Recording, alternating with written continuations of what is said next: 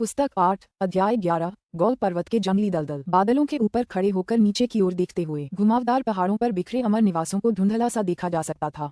कभी कभी जादुई खजानों पर उड़ती हुई कुछ आकृतियां भी दिखाई देती। संभवतः वे रेनड्रैगन रक्षक ही थे। जैसे ही जी निंग और म्यू नॉर्थसन उन अमर साधकों की ओर जिज्ञासा से देख रहे थे, अचानक बादल नीचे की ओर डूबने लगा। वह निंग ने दूरी पर एक ऊंची पर्वत चोटी देखी जिसके ऊपर एक विशाल जटिल मीनार के आकार की संरचना बनाई गई थी। धमाका, बादल उतरा और निंग के अमर साधकों का समूह मीनार के आकार की संरचना की ओर देखने लगा। आगे यह मीनार के आकार की संरचना धूसर प्रकाश से झिलमिला रही थी और यह 2400 मीटर ऊंची थी। आधार का व्यास 300 मीटर था और यह 9 हॉलों में विभाजित था। पूरी मीनार के आकार की संरचना दुर्लभ धातुओं से बनी प्रतीत हो रही थी और यह कई रूनों की नक्काशी से ढकी हुई थी। घनीभूत रूनों ने पूरी 2400 मीटर ऊंची मीनार के आकार की संरचना को ढक रखा था।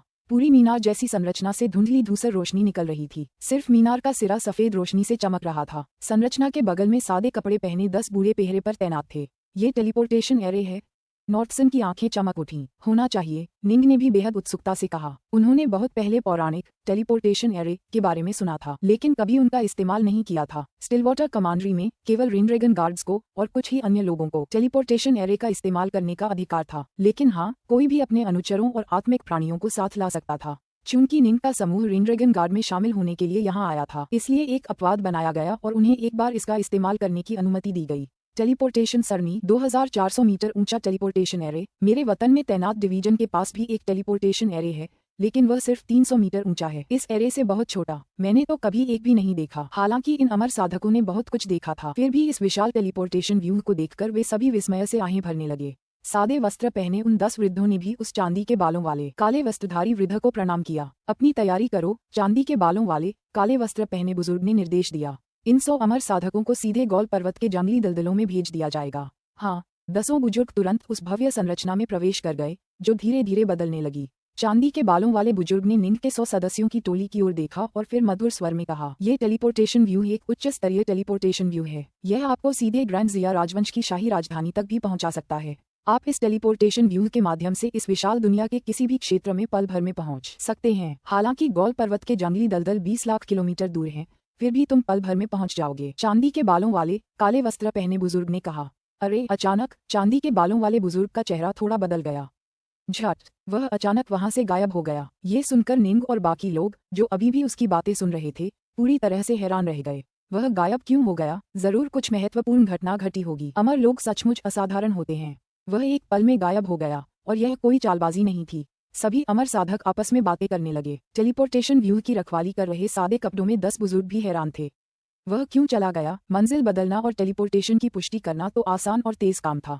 वरिष्ठ प्रशिक्षु भाईजी निंग नॉर्थसन फुसफुसाया। हालांकि मैंने गौल पर्वत के जंगली दलदलों के बारे में बहुत पहले सुना है, लेकिन मुझे ठीक नहीं पता कि वे कितने खतरनाक हैं। ये काफी प्रसिद्ध है। इसे हमारी स्टिलवाटर कमांड्री की सीमाओं के भीतर सबसे खतरनाक जगहों में से एक माना जाता है। मैंने सुना है कि उस जगह पर कई ऐसे क्षेत्र हैं जहां अंतरिक्ष खंडित है और जो सीधे किसी खंडित आयाम की ओर ले जा सकते हैं। वहां कई राक्षस घात लगाए बैठे हैं और किंवदंती के अनुसार यहाँ तक कि दुष्ट देवता भी वहां छिपे रहते हैं, निंग ने कहा। ग्रैंड जिया राजवंश के अधीन भूमि अत्यंत विशाल थी। स्वेलो माउंटेन जैसे कुछ सुरक्षित क्षेत्रों के अलावा अनगिनत रहस्यमय, विशिष्ट, खतरनाक क्षेत्र भी थे। निंग के पिछले जन्म की पृथ्वी पर भी 10,000 किलोमीटर के क्षेत्र में अनगिनत रहस्य और गुप्त क्षेत्र थे। स्वाभाविक रूप से ग्रैंड जिया राजवंश द्वारा शासित विशाल दुनिया के लिए भी यही सच था।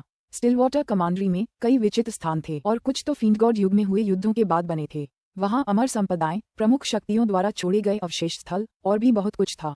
पूरे स्टिलवाटर कमांड्री के 10 सबसे खतरनाक क्षेत्रों में से एक गौल पर्वत के जंगली दलदल थे। हालांकि ये खतरनाक क्षेत्र अनगिनत अवसरों से भी भरे हुए थे। मैंने भी सुना है कि यहाँ दुष्ट देवता हैं।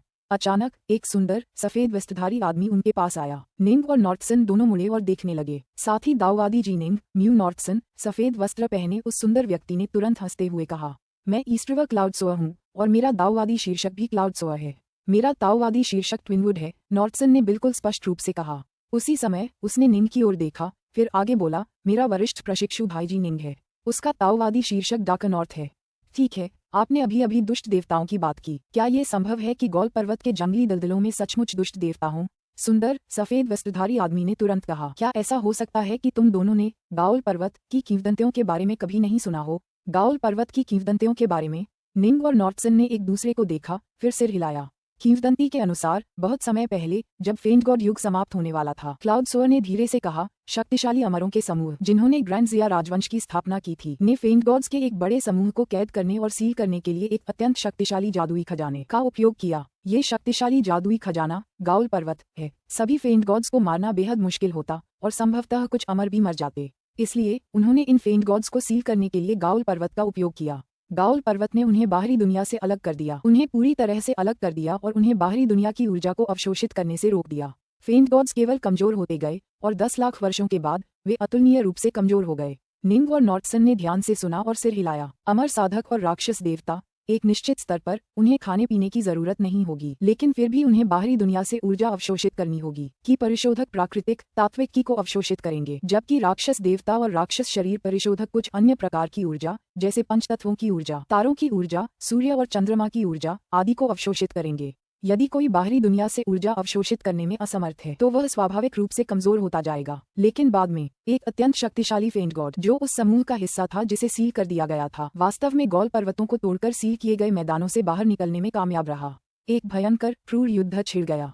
अमर और फेंट गॉड्स ने क्रूरता से युद्ध किया, जिससे पूरा क्षेत्र बिखर गया और दरार पड़ गई। हालांकि कोई नहीं जानता कि उस युद्ध का क्या परिणाम हुआ, लेकिन गॉल पर्वतों के जंगली दलदल आज जिस रूप में है उसी रूप में समाप्त हो गए। क्लाउड सोअर ने कहा। निंग हंसा। ईस्टरिवर कबीला अपनी प्रतिष्ठा पर खरा उतरता है, तुम्हें तो ऐसे रहस्यों के बारे में भी पता है।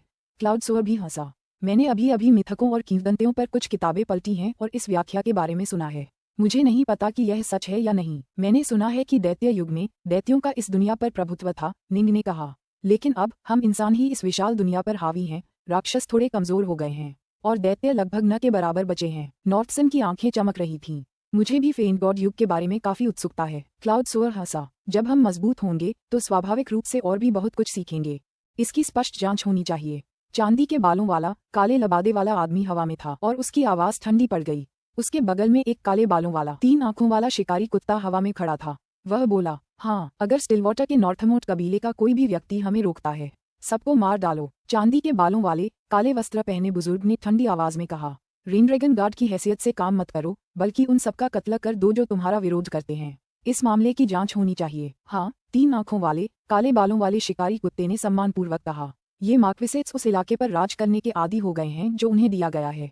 ये सब बेचैन हो जाते हैं और हर बार इन्हें बुरी तरह से पीटने की जरूरत पड़ती है। चांदी के बालों वाले काले वस्त्र पहने बुजुर्ग ने ठंडे स्वर में कहा, लगता है स्टिलवाटर कमांडरी के नॉर्थमोस्ट कबीले में एक और समूह के लोग मारे जाएंगे।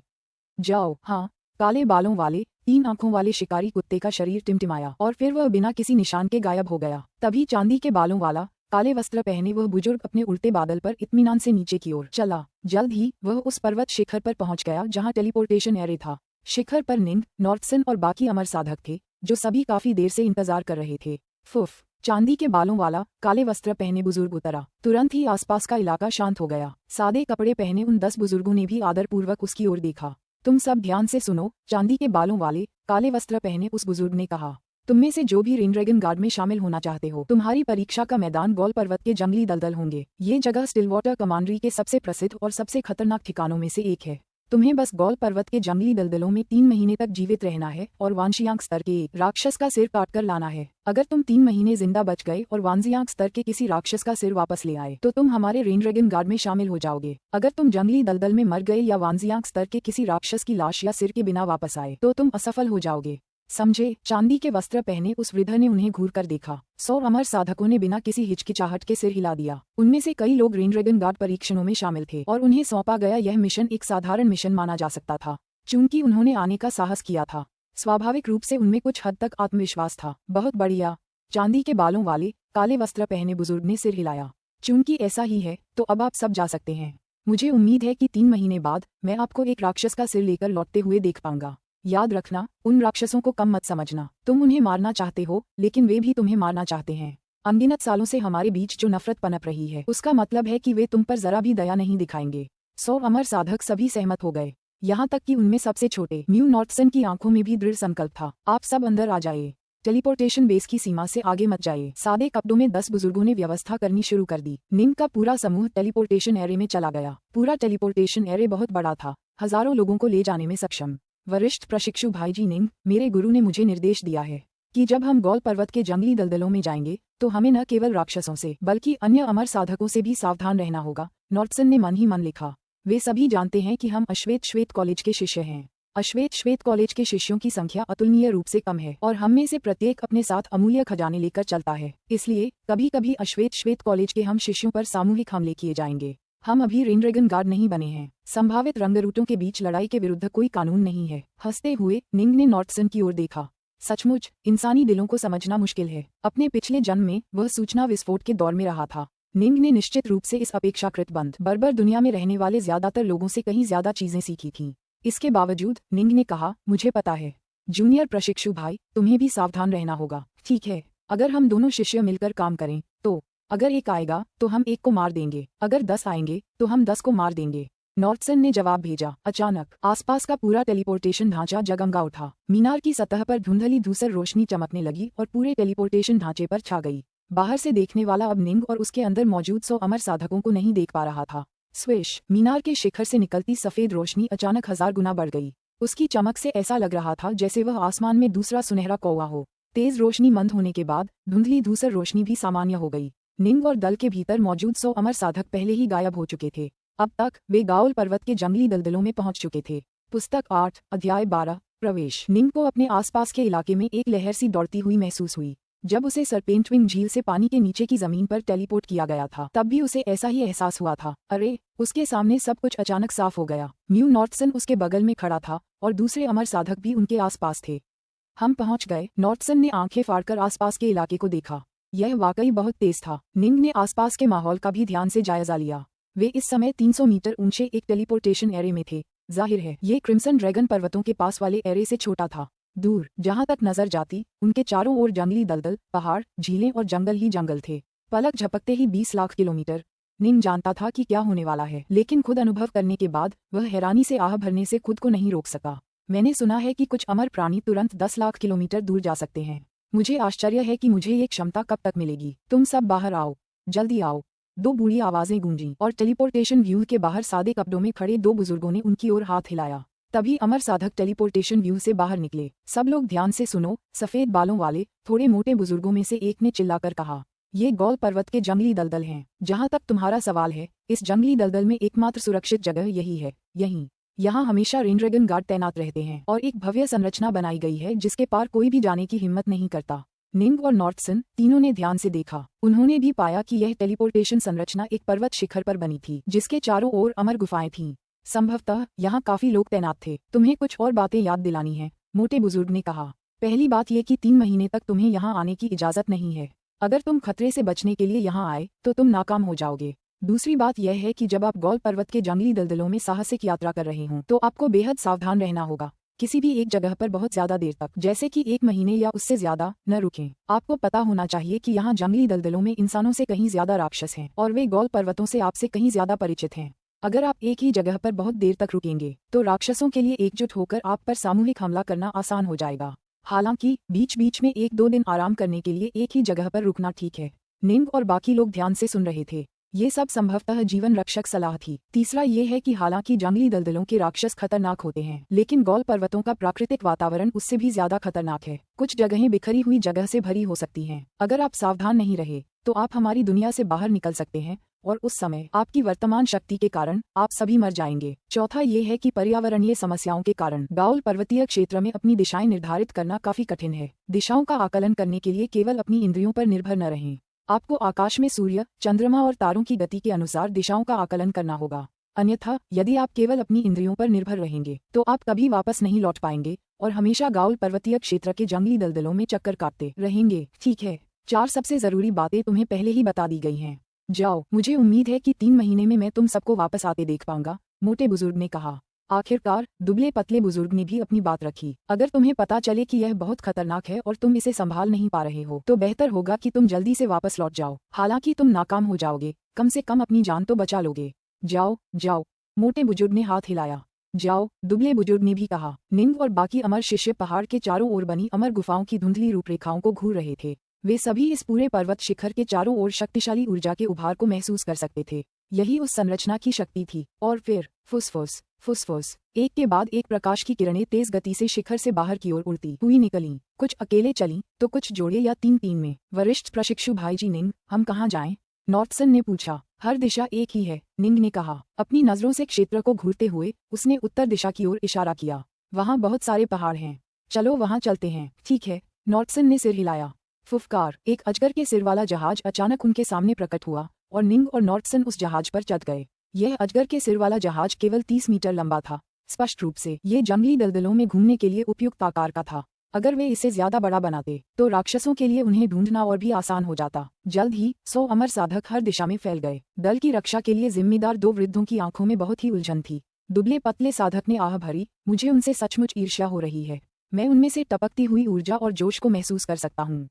जाहिर है वे सभी बहुत युवा हैं। युवावस्था एक प्रकार का धन है, आप जानते ही हैं। उनके पास लड़ने, संघर्ष करने और अपने अमर पथ पर आगे बढ़ने के लिए बहुत समय है। जहाँ तक हमारी बात है, हमें ये अवसर नहीं मिलेंगे, लेकिन कम से कम हम कुछ 100 साल तो जी चुके हैं। मोटा बुजुर्ग हंसा। दुबला पतला बुजुर्ग दूर तक देखता रहा। मुझे आश्चर्य है कि इस जत्थे में से कितने लोग जिंदा वापस लौट पाएंगे। अगर उनमें से आधे वापस आ सकें तो बहुत अच्छा होगा, मोटे बुजुर्ग ने कहा। लेकिन इस समूह को अच्छी तरह पता था कि हालात कितने खतरनाक होंगे। फिर भी उन्होंने साहसिक यात्रा का फैसला किया। अगर वे रेनड्रैगन गार्ड बन सकें तो वे गार्ड के विशाल दाव भंडारों और जादुई खजानों का फायदा उठा पाएंगे और उनके अमर मार्ग और भी पक्के हो जाएंगे। खास तौर पर उत्कृष्ट गार्डों को ग्रैंड जिया राजवंश की शाही राजधानी जाने का भी मौका मिलेगा, जहां उन्हें हमारे रेनड्रैगन गार्ड के मुख्यालय में प्रशिक्षण दिया जाएगा। ड्रैगन के सिर वाली नाव आसमान में बादलों के बीच से उड़ रही थी। ये ऊंचे बादल असल में सबसे सुरक्षित जगह है, यहाँ गौल पहाड़ों के जंगली दलदलों में। नॉर्टसन जहाज के पतवार पर खड़ा था। निंग ने सिर हिलाया। हालांकि हमें अभी भी सावधान रहना होगा। जैसे ही हमें कोई अंतरिक्षीय तरंग दिखाई दे, हमें तुरंत उससे बचना होगा। मुझे पता है, नॉर्टसन ने कहा। वास्तव में युद्धपोत काफी धीमी गति से उड़ रहा है। ठीक है, निंग ने सिर हिलाया। देखो, नॉर्टसन ने नीचे घने बादलों के बीच से एक बड़े पहाड़ को देखा। ये पहाड़ अजीबोगरीब तरीके से भव्य था। ये बादलों को चीरता हुआ सीधा दिखाई दे रहा था। इसके अलावा पहाड़ के ऊपर अनगिनत राक्षस नंगी आंखों से देखे जा सकते थे। कुछ राक्षस तो मानव रूप में थे। वे किसी सेना की तरह इधर उधर घूमते हुए प्रतीत हो रहे थे। वरिष्ठ प्रशिक्षु भाई जी निंग, उस महान पर्वत में वांशियांग स्तर के राक्षस अवश्य होंगे, नॉर्टसन ने कहा। मुझे जो पता है उसके आधार पर वांशियांग स्तर के राक्षस गौल पर्वतों के जंगली दलदलों में बेहद आम हैं और जिफू स्तर के राक्षस हर जगह देखे जा सकते हैं। जहाँ तक आदिम राक्षसों की बात है, वे काफी दुर्लभ हैं, निंग ने कहा। कुछ राक्षसों ने किसी पहाड़ पर कब्जा कर लिया है और खुद को स्थानीय राजा घोषित कर लिया है, जबकि कुछ अकेले ही यात्रा करते हैं। जिन राक्षसों ने किसी पहाड़ पर कब्जा कर लिया है, वे सभी बेहद शक्तिशाली हैं। नॉर्टसन ने सिर हिलाया। निंग ने सोचते हुए कहा, वांशियांग स्तर के किसी राक्षस से जो अकेले ही घूम रहा हो, टकराना बहुत मुश्किल है। इसलिए हमारा निशाना वे राक्षस होने चाहिए जिन्होंने खुद को पहाड़ का राजा घोषित कर रखा है। लेकिन दूर से हम ठीक नहीं बता सकते कि वे राजा राक्षस कितने शक्तिशाली हैं। अगर हमारी किस्मत अच्छी नहीं रही तो हम किसी आदिम राक्षस से टकरा सकते हैं। तो फिर हमें क्या करना चाहिए? नॉर्टसन ने पूछा। निंग के दिमाग में बहुत पहले ही एक विचार आ गया था। फिर भी उसने नॉर्टसन की तरफ देखा। छोटे प्रशिक्षु भाई नॉर्टसन, क्या तुम्हारे पास कोई विचार है? मेरे पास कुछ है, नॉर्टसन ने भौहें चढ़ाते हुए कहा। पहला ये है कि दूसरे अमर साधकों का पीछा करो और उन्हें ही जांच करने दो। जब लड़ाई शुरू होगी, ये पुष्टि करने के बाद कि लक्ष्य एक वांशियांग राक्षस है, हम हमला करेंगे। बुरा नहीं, निंग ने प्रशंसा में सिर हिलाया। नॉर्टसन ने आगे कहा, दूसरा तरीका है ऐसे पहाड़ की तलाश करना जहां राक्षस ज्यादा ताकतवर न लगें। 10 में से 9 बार वह पहाड़ किसी वांशियांग राक्षस का इलाका होगा। और तीसरा विचार? निंग ने पूछा। नॉर्टसन की आंखें चमक उठीं। जैसा कि गुरु ने कहा, मनुष्यों के हृदय को समझना कठिन है। चूंकि ऐसा है, मुझे लगता है कि ऐसे मामले भी होंगे जहां अमर साधक अन्य साधकों पर आक्रमण करेंगे। सामान्यतः इसमें उनमें से कई मिलकर सेनाएं बनाएंगे। यदि उनमें से कई हमारे विरुद्ध सेनाएं बनाएं, तो मैं यह मानने से इनकार करता हूं कि उनमें से एक भी वांशियांग राक्षस का शव या सिर नहीं ले पाएगा।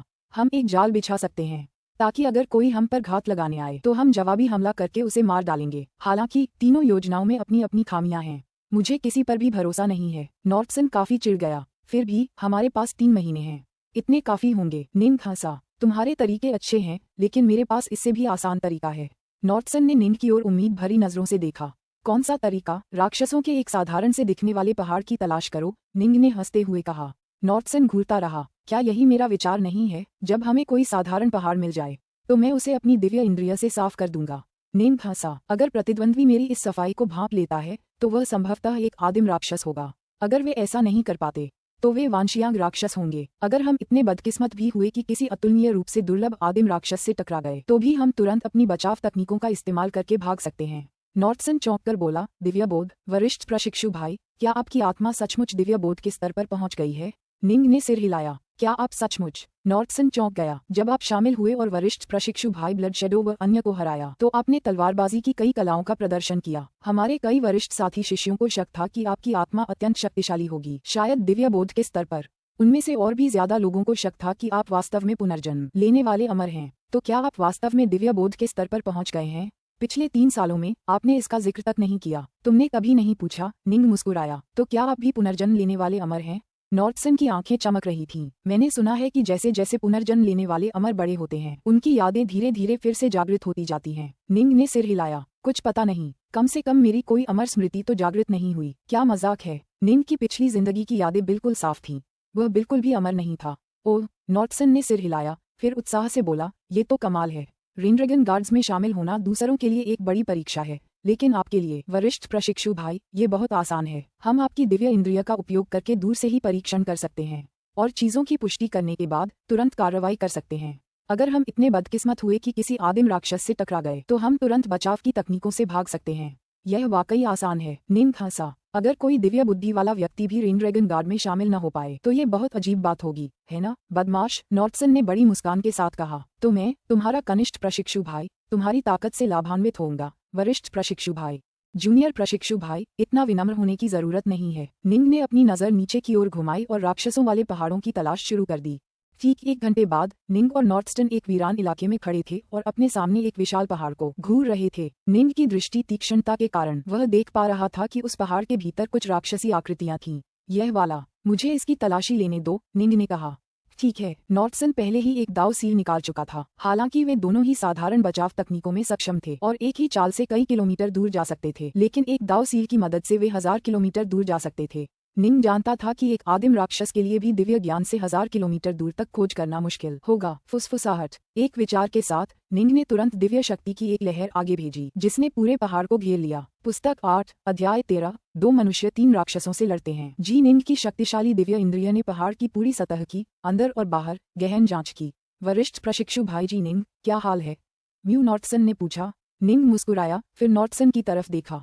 छोटे प्रशिक्षु भाई नॉर्टसन, क्या आपको पूछना है? इस पहाड़ में वाकई कई राक्षस हैं। इन राक्षसों की आभा के आधार पर यहाँ एक वांशियांग राक्षस और लगभग 10 जिफू राक्षस होने चाहिए। यहाँ कुछ जियांटियन राक्षस भी हैं जो मानव रूप धारण कर सकते हैं। साथ ही कुछ छोटे राक्षसों का समूह भी है। सिर्फ एक? नॉर्टसन ने अपने होंठ चबाए। बस इतना ही? हम तो 2 ही हैं। तो तुम्हारा विचार सही था। हम पहले राक्षसों का एक साधारण सा दिखने वाला पहाड़ ढूंढते हैं, इस उम्मीद के साथ कि उसके अंदर के राक्षस ज्यादा ताकतवर नहीं होंगे। निंग हंसा। ऐसा पहाड़ जिसे हम दोनों मिलकर समतल कर सकते हैं। हालांकि ये गौल पर्वतों का जंगली दलदल है, थोड़ा सावधान रहना चाहिए। वरिष्ठ प्रशिक्षु भाई, मैं आपकी हर बात मानूंगा। नॉर्टसन ने सिर हिलाया। चलो चुपके से पहाड़ पर चढ़ते हैं। निंग ने ऊपर की ओर इशारा किया। नॉर्टसन ने चिंतित होकर कहा, संरचनाएं तो होनी चाहिए, है ना? हालांकि इन विशाल पहाड़ों पर आकृतियां हैं, फिर भी अपनी दिव्य इंद्रिय के विस्तार से मैं सब कुछ देख सकता हूँ। निंग को आकृतियां विश्लेषण का अच्छा खासा अनुभव था, जबकि उसके चाचा व्हाइट एक गॉडबीस्ट व्हाइट वाटर हाउंड थे जो अपनी बुद्धिमत्ता के लिए प्रसिद्ध थे और आकृतियां बनाने में माहिर थे। निंग अक्सर चाचा व्हाइट से बातें करता था। स्वाभाविक रूप से वह उनसे कुछ संकेत प्राप्त करता था। कभी कभी निंग के अपने विचारों से चाचा व्हाइट को भी कुछ अंतर्दृष्टियां प्राप्त होती थीं। चलो चलें। स्वूश स्वूश। दोनों चुपके से जंगली घास के बीच से ऊपर की ओर बढ़े, तेज रफ्तार से पहाड़ के करीब पहुंचते गए। एक काले चेहरे वाला हृष्टपुष्ट व्यक्ति जैड के बिस्तर पर पद्मासन में बैठा था, बिल्कुल किसी अमर साधक जैसा लग रहा था। काले चेहरे वाले व्यक्ति ने अचानक अपनी आंखें खोली और उसकी आंखों से एक भयावह आभा निकली, लेकिन फिर तुरंत ही वापस चली गई। वह दूर पत्थर के दरवाजे की ओर देखता रहा। बस एक विचार के साथ उसने पत्थर का दरवाजा जोर से खोल दिया। तुरंत बाहर से एक छोटी सी आकृति अंदर आई। यह एक दुबला पतला अधीनस्थ था जो घुटनों के बल बैठ गया और बोला, महाराज, ध्यान समाप्त होने पर बधाई। हम बड़े काले चेहरे वाले आदमी ने घुरघुराहट भरी। जाओ, मैडम को बुलाओ और खाने की मेज लगवाओ। हाँ। दुबली पतली वह छोटी सी आकृति आदरपूर्वक तेज गति से चली गई।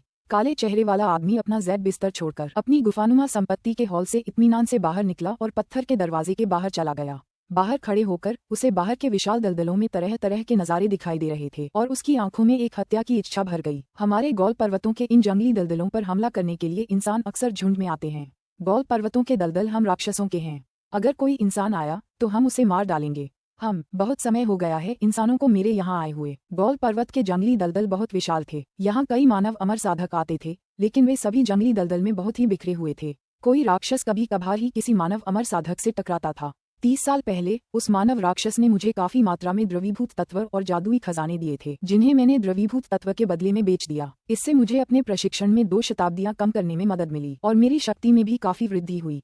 काले चेहरे वाला आदमी काफी उत्सुक था। मुझे आश्चर्य है कि मुझे कब कोई और मूर्ख इंसान मिलेगा। जो लोग गौल पर्वत के जंगली दलदल में खुद को पहाड़ का राजा बनाने का साहस करते थे, वे स्वाभाविक रूप से अपने घोंसले के चारों ओर कई जाल बिछा देते थे ताकि वहां आने वाला कोई भी इंसान वहां से निकल न सके। महाराज, अचानक एक धीमी आवाज गूंजी। काले चेहरे वाला आदमी मुड़कर देखने लगा। एक मोहक हरे वस्त्र पहने शैतानी औरत अंदर आई, जिसके हाथ में एक जैद थाली थी जिसमें शराब का एक खूबसूरत नक्काशीदार जानवर के सिर जैसा प्याला था और साथ ही एक बेहतरीन ढंग से बनी शराब की बोतल भी थी। मैडम, काले चेहरे वाला आदमी मुस्कुराया। महाराज, आप कई महीनों से प्रशिक्षण ले रहे हैं। आपने बहुत मेहनत की है। यह वो वाइन है जो मैंने खुद बनाई है, इमोर्टल मून स्पिरिट वाइन। हरे कपड़े पहने शैतानी औरत बोलते हुए वहां से गुजरी। जियांटियन जीवन रूप धारण करने के बाद राक्षसों को इंसानों के बराबर बुद्धि प्राप्त हो जाती है। हरे कपड़े पहने आकर्षक औरत जिफू राक्षस थी, जबकि काले चेहरे वाला आदमी वांजियांग राक्षस था। प्रशिक्षण में काफी समय लगा और ये राक्षस मौज मस्ती करना जानते थे। उन्हें भी साथियों की जरूरत थी।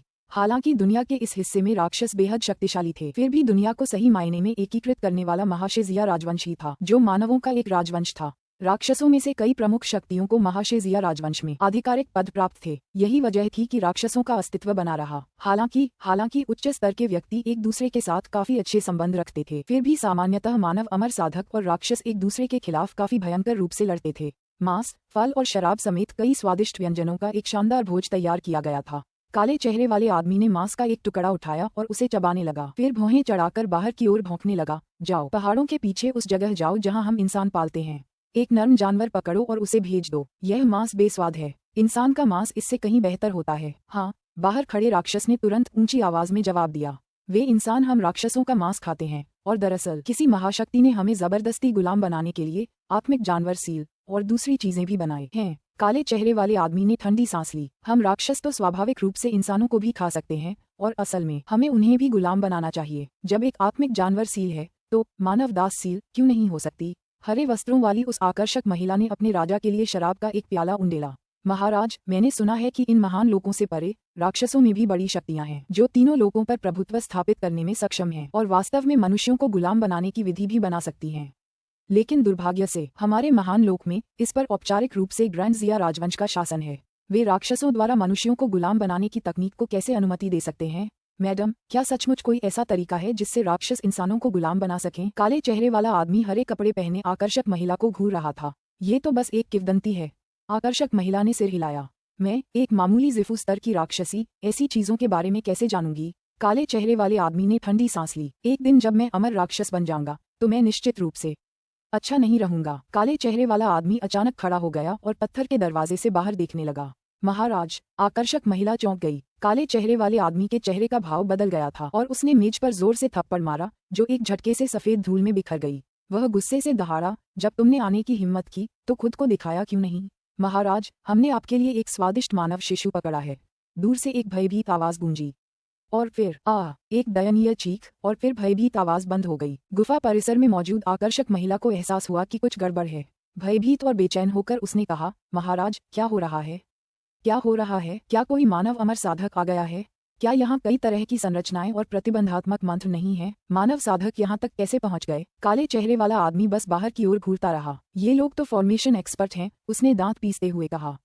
उसे अंदाजा नहीं था कि निंग असल में अपनी कई संरचनाओं के चक्कर लगा चुका था, जबकि बाकी को सक्रिय होने से बचा रहा था। इस तरह निंग बिना किसी अलार्म बजाए सीधे आगे बढ़ गया। आखिरकार निंग को उस भयावह संरचना को तोड़ने के लिए मजबूर होना पड़ा जो हमेशा सक्रिय रहती थी और गुफाओं की रक्षा करती थी। यही वजह थी कि काले चेहरे वाला आदमी अचानक चौंककर जाग गया। मत रो, थोड़ी देर में बड़ा भाई उस राक्षस का वध करने में तुम्हारी मदद करेगा।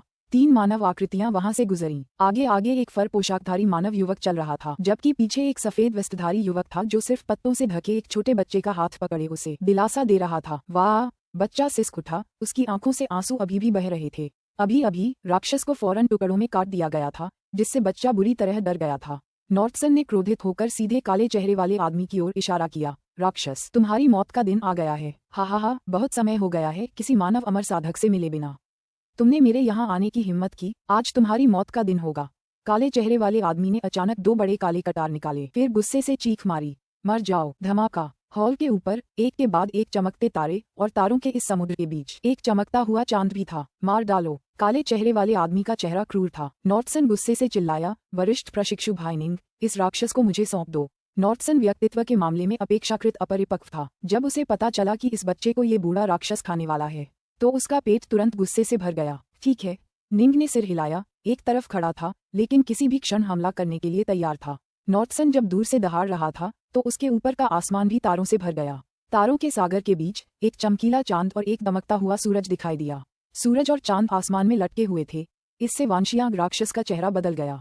केवल अत्यंत प्रतिभाशाली और विशिष्ट पृष्ठभूमि वाले इंसान ही ऐसा प्रकटीकरण प्रकट कर सकते थे। मर जाओ। नॉर्टसन ने दांत पीस लिए। Swish swish. नॉर्टसन के हाथों में 2 काली रोशनियां इकट्ठी होने लगीं। उसने उन्हें खोला और काली रोशनी की 2 किरणें बाहर निकलीं, जिससे हवा में 2 विशाल जल सांप बन गए। दोनों अभिव्यक्तियां एक दूसरे के खिलाफ संघर्ष कर रही थीं, लेकिन वांजियांग राक्षस स्पष्ट रूप से संघर्ष कर रहा था। धमाका धमाका। 2 विशाल जल सांप हवा में सीधे उन 2 विशाल काले कटारों से टकराए जो उस काले चेहरे वाले आदमी ने छोड़े थे। टक्कर इतनी जोरदार थी कि पास खड़ी महिला का चेहरा भी नाटकीय रूप से बदल गया। तुरंत वह एक सफेद बालों वाली लोमड़ी में बदल गई जो भागना चाहती थी। हालांकि नॉर्टसन की आंखों में एक ठंडी रोशनी कौंधी और एक जल सांप अपनी पूंछ से उछलकर सीधे भागती हुई सफेद बालों वाली लोमड़ी के शरीर से टकराया। क्रंच। सफेद बालों वाली लोमड़ी की आत्मा मांस के पेस्ट में बदल गई। निंग वहीं खड़ा देख रहा था। उसने मन ही मन सिर हिलाया। मेरे कनिष्ठ प्रशिक्षु भाई का पलड़ा भारी है। वह 14 साल की उम्र में श्वेतश्याम महाविद्यालय में प्रवेश लेने वाले निर्माणों के दांव के प्रतिभाशाली व्यक्ति के रूप में अपनी प्रतिष्ठा पर खरा उतरता है। अद्भुत। 14 साल की उम्र में उन्होंने ब्लैक व्हाइट कॉलेज में दाखिला लिया था और ब्लैक व्हाइट डायग्राम के ध्यान में पूरी तरह डूबे हुए थे। अगर निंग ने बाकियों को पीछे न छोड़ा होता तो नॉर्टसन एक चमकदार और आकर्षक प्रतिभा होते, लेकिन चूंकि वह कंस्ट्रक्ट्स के दांव पर चलते थे इसलिए उनके कई वरिष्ठ साथी शिष्य ये समझ नहीं पाए कि नॉर्टसन वास्तव में कितने अद्भुत प्रतिभाशाली थे। रुको। काले चेहरे वाला आदमी तुरंत चिल्लाया। उसे आभास हो गया था कि हालात बिल्कुल ठीक नहीं हैं। पहले उसने एक बार एक मानव वांशियांग सिद्ध को मार डाला था। ये दिखने में कोमल, कमजोर, सफेद वस्त्रधारी युवक इतना शक्तिशाली कैसे हो सकता है? इसके अलावा सफेद वस्त्रधारी युवक के पीछे खड़ा फर पोशाकधारी युवक और भी ज्यादा खतरनाक लग रहा था। अफसोस करने के लिए बहुत देर हो चुकी है, नॉर्टसन ने ठंडे स्वर में कहा। वे अभी तक क्यों नहीं आए? वे अभी तक क्यों नहीं आए? काले चेहरे वाला आदमी सहने के लिए संघर्ष कर रहा था। हालांकि असली रूप में आने के बाद उसकी शक्ति नाटकीय रूप से बढ़ जाएगी, लेकिन अगर उसने सचमुच ऐसा किया तो ये सचमुच मौत की लड़ाई बन जाएगी। उसे अभी बस देर करने की जरूरत थी। मैंने ताबीज पहले ही तोड़ दिया था। मेरे तीसरे भाई और 5वें भाई सबसे पास हैं। उनकी चाल ढाल की तकनीक से उन्हें अब तक पहुंच जाना चाहिए था, लेकिन अचानक काले चेहरे वाले आदमी के चेहरे पर खुशी की एक झलक दिखाई दी। उसे कुछ आभास हो रहा था। हालांकि पहाड़ के चारों ओर उसने जो संरचनाएं स्थापित की थीं, वे इन 2 इंसानों को तो नहीं देख पाईं, लेकिन उन्होंने उसके 2 अच्छे भाइयों के आगमन का पता लगा लिया था। बस रुको। मेरे तीसरे भाई और 5वें भाई अचानक तुम पर घात लगाएंगे और मेरे साथ मिलकर तुम दोनों जरूर मर जाओगे। काले चेहरे वाले आदमी ने मन ही मन सोचा। साथ ही वह हमलों का विरोध करने के लिए जोर जोर से संघर्ष करता रहा। इस समय नॉर्टसन के पीछे खड़े निंग के चेहरे पर एक अलग ही भाव था। ठंडी सांस लेते हुए उसने कहा, बूढ़े राक्षस, तो सचमुच तुम्हारे पास अतिरिक्त सैनिक आ रहे हैं। काले चेहरे वाले आदमी का दिल तुरंत बैठ गया। इस अमर साधक को कैसे पता चला? क्या हो सकता है कि इस अमर साधक ने भी उस इलाके में अपनी सेना तैनात कर रखी थी और इसलिए उसे अपने साथियों के आने का पता चल गया हो? अब और कुछ भी विचार न करते हुए वह तुरंत जोर से गरजा, तीसरे भाई, 5वें भाई, एक साथ हमला करो और इन 2 अमर साधकों को मार डालो। नॉर्टसन भी जोर से चीखा। 2 और आ रहे हैं? कमाल है, हम शिकायत कर रहे थे कि वांशियांग में पर्याप्त राक्षस नहीं हैं। निंग ने गुफा के बाहर पत्थर के दरवाजे की ओर देखा। उसकी आंखों में तलवार की हल्की सी रोशनी चमक रही थी। पुस्तक 8, अध्याय 14, छोटा 1000 तलवारों का समूह अपनी शक्ति प्रकट करता है। प्रकाश की किरणों में तब्दील 2 आकृतियां इस राक्षस पर्वत की गुफा की ओर तेजी से बढ़ रही थीं। उनमें से एक बाज जैसी नाक वाला सुनहरे वस्त्र पहने एक आदमी था, जबकि दूसरा एक सावला दुबला पतला युवक था। ये पास के 2 राक्षस पर्वतों के राक्षस राजा थे। गौल पर्वत के जंगली दलदल अतुलनीय रूप से खतरनाक थे और राक्षसों को भी एक दूसरे की मदद के लिए गठबंधन बनाना पड़ता था। इस आसपास के क्षेत्र में कुल 18 वांशियांग राक्षसों ने एक गठबंधन बनाया था। यदि किसी को कोई खतरा होता तो वे तुरंत अपने रूनिक ताबीज को तोड़ देते और अन्य 17 को तुरंत इसका पता चल जाता और वे पूरी गति से आते।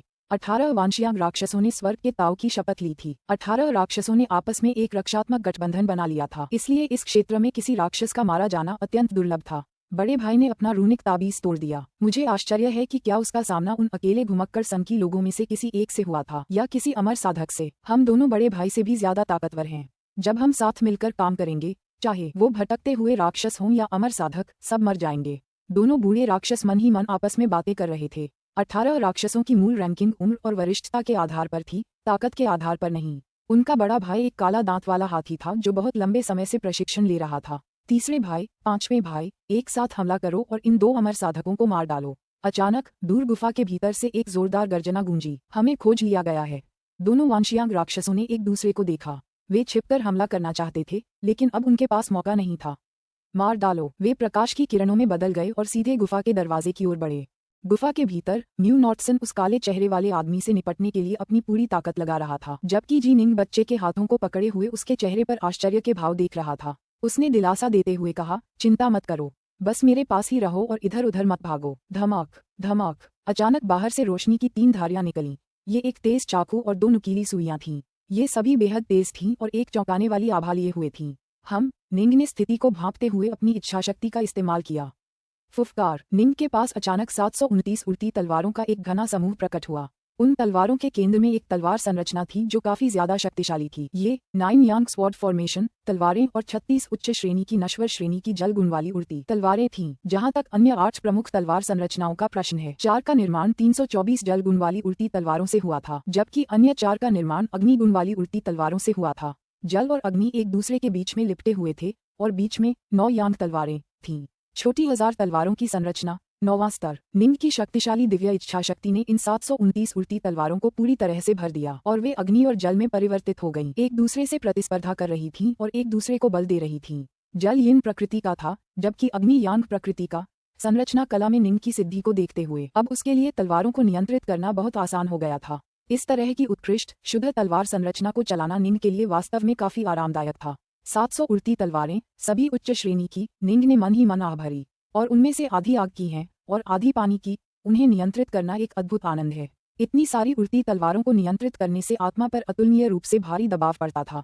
हालांकि निंग इसे आसानी से झेलने में सक्षम थी। Crackle crackle crackle. उड़ती हुई तलवारें एक लहरदार पैटर्न में ऊपर नीचे हो रही थीं और उन सभी की सतह पर एक धुंधली सफेद रोशनी फैल रही थी। निंग की छाती के सामने सफेद रोशनी से बनी एक और भी ज्यादा चमकदार हिलती हुई उड़ती हुई तलवार बनने लगी थी। ये सफेद उड़ती हुई तलवार जेड की तरह शुद्ध थी और इस पर प्रकाश की एक चमकदार परत चढ़ी हुई थी, जिससे यह अतुलनीय रूप से सुंदर लग रही थी।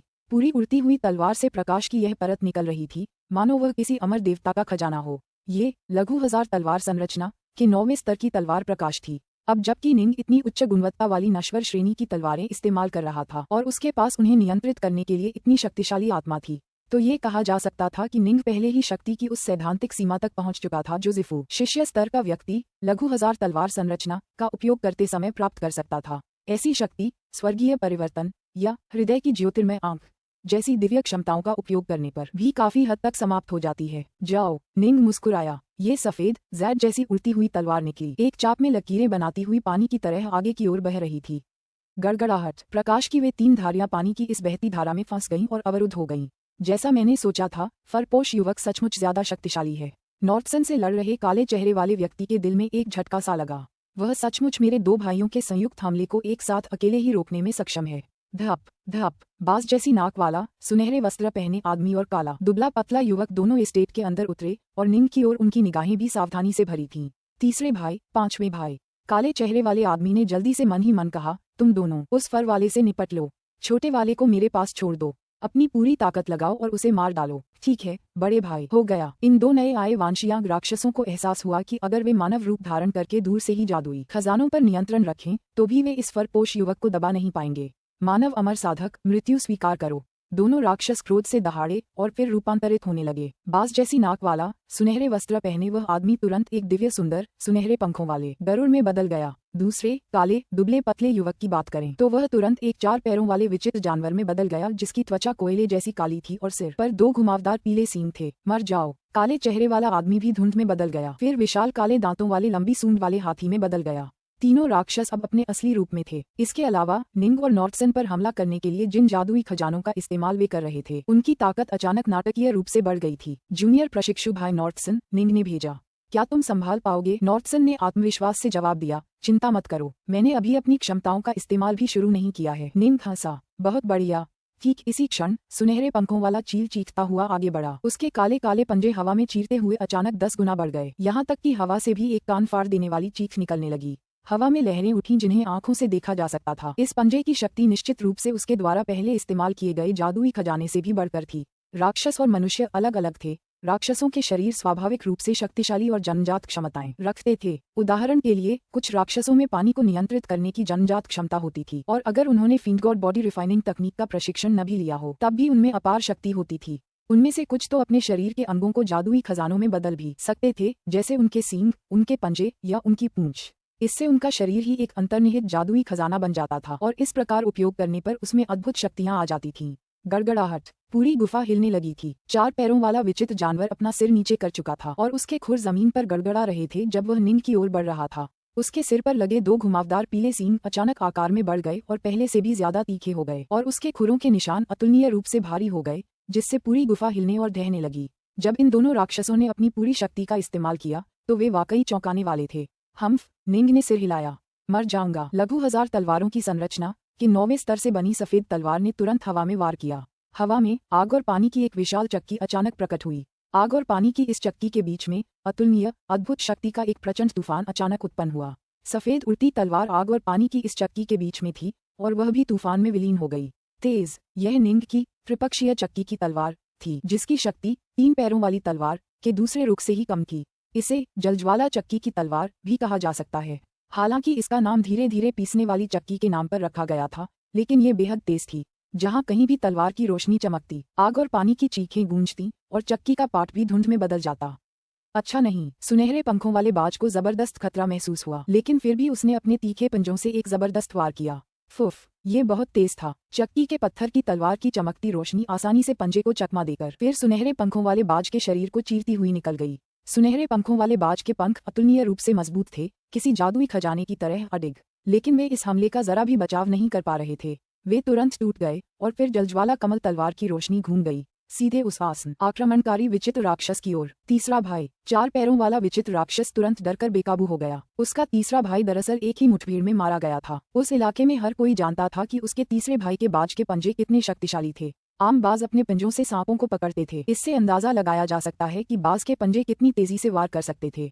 फिर भी एक वांशियांग राक्षस, जो एक आंतरिक जादुई खजाना था, के बाज के पंजे उस तलवार की रोशनी को रोककर छीनने में नाकाम रहे थे। उसने इस स्तर पर तलवारबाजी के बारे में कभी सुना भी नहीं था। लेकिन अमर तलवार यही होती है। ये समझना जरूरी है कि जब निंग पहली बार श्वेत श्याम महाविद्यालय में शामिल हुआ था तो वह 3 पैरों वाली तलवार के पहले रुख से ही सबको चौंका देता था। अब वह छोटे 5 तत्वों वाली तलवार की नियमावली का उपयोग करके इस जलज्वाला मिलस्टोन तलवार को विकसित करने में सक्षम हो गया था। एक ऐसी तकनीक जो शक्ति में 3 पैरों वाली तलवार के पहले रुख से कहीं आगे निकल गई थी। इसके अलावा ये तकनीक एक तलवार प्रकाश के माध्यम से क्रियान्वित की जाती थी, जो छोटे 1000 तलवारों के समूह के 9वें स्तर द्वारा प्रकट होती थी। इसकी गति और शक्ति, एक वांशियांग राक्षस इसे कैसे हरा सकता था? भागो! 4 पैरों वाले उस अजीबोगरीब राक्षस ने तुरंत अपने खुरों से जमीन पर जोर से पटका, जिससे पूरी गुफा का इलाका कांप उठा। उसने अपना शरीर घुमाया और तुरंत पास की पत्थर की दीवार से टकराकर उस पर हमला करने की कोशिश की। गड़गड़ाहट, पत्थर की दीवार तुरंत चकनाचूर हो गई, लेकिन चक्की के पत्थर की तलवार की रोशनी हवा की तरह तेजी से उसका पीछा करती रही और उसके मरने से पहले रुकने का इरादा नहीं रखती थी। 4 पैरों वाला अजीबोगरीब जानवर बचने की कोशिश करता रहा और उसने अपने सिर पर लगे नुकीले घुमावदार सींगों में से एक को भी निकाल दिया, जिससे वह सीधे तलवार की रोशनी की ओर जा गिरा। तलवार की रोशनी चमक उठी। गड़गड़ाहट, 4 पैरों वाले अजीबोगरीब जानवर का शरीर गुफा से बाहर तेजी से निकल रहा था, लेकिन जल्द ही वह 2 टुकड़ों में बिखर गया। गुफा के बाहर चट्टानों से टकराकर उन्हें चकनाचूर कर दिया और आसपास के पेड़ों को गिरा दिया।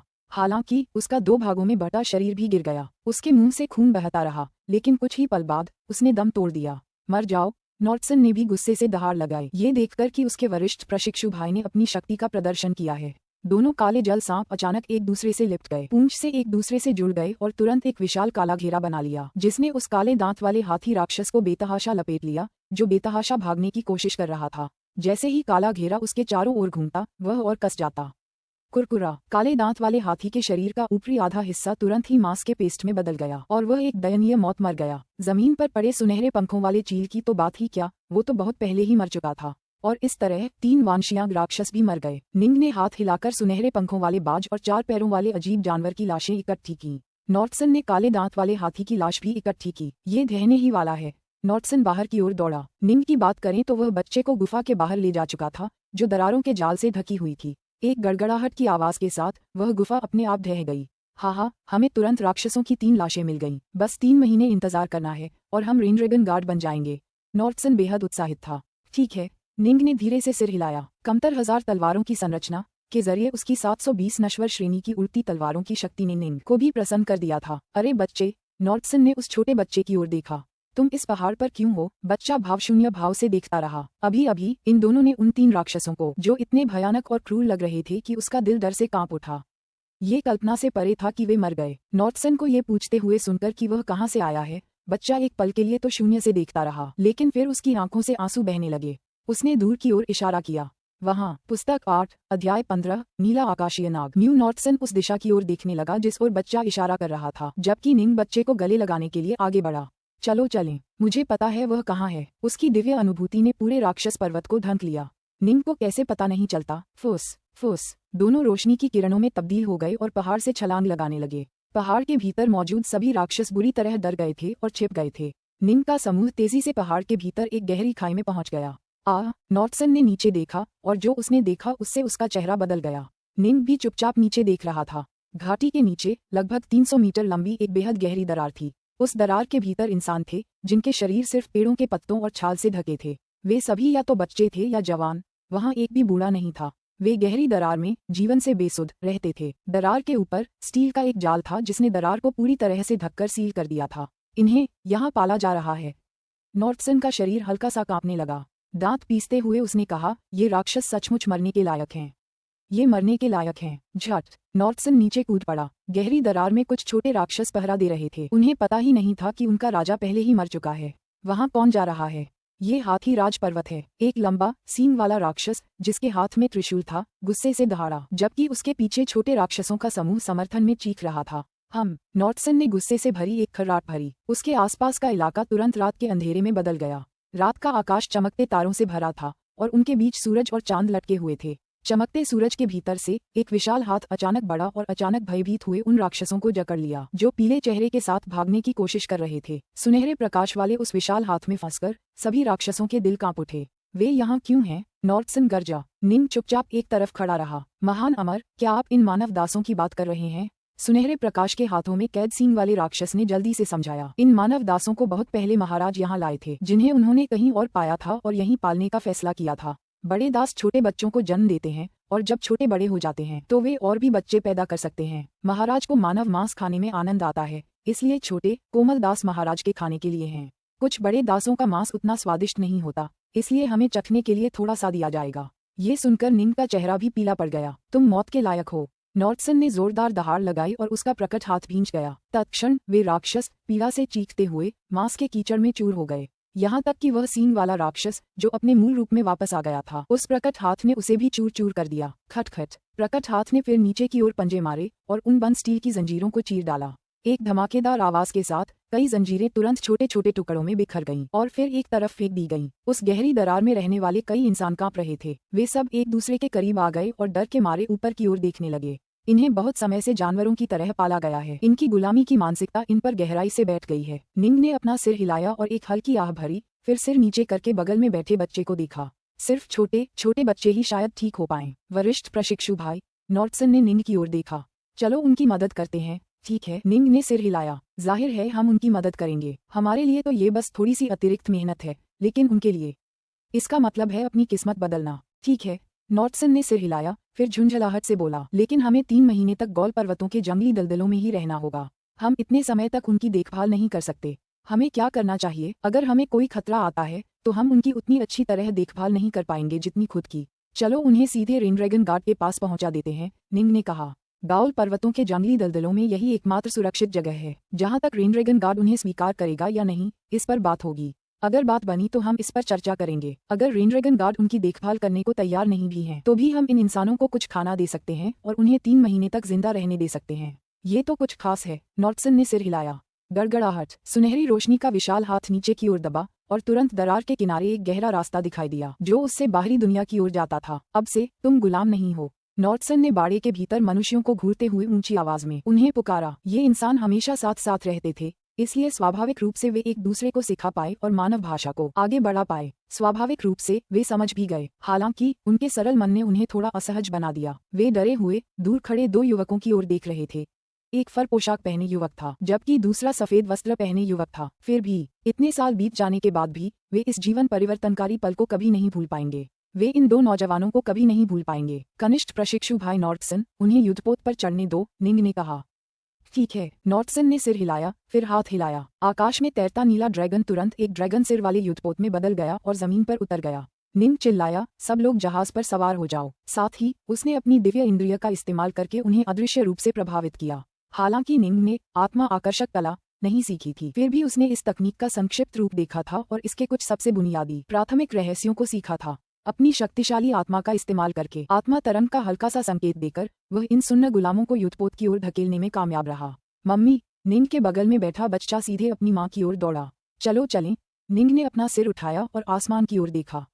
वानशियांग के और भी राक्षस आ रहे हैं। अच्छा। हालांकि नॉर्टसन के मन में हत्या की तीव्र इच्छा थी, लेकिन निंग ने अपना सिर हिला दिया। ज्यादा जोर मत दो। हमने उस हाथी राक्षस पर हमला किया और 2 और वानशियांग राक्षस अचानक कहीं से प्रकट हो गए और अब 4 और वानशियांग राक्षस हमला कर रहे हैं। अगर ऐसा ही चलता रहा तो कौन जाने कितने वानशियांग राक्षस आएंगे। मुझे लगता है कि इन राक्षसों ने बहुत पहले ही एक गठबंधन बना लिया होगा और हो सकता है कि उनके साथ आदिम राक्षस भी हों। नॉर्टसन को तुरंत होश आया।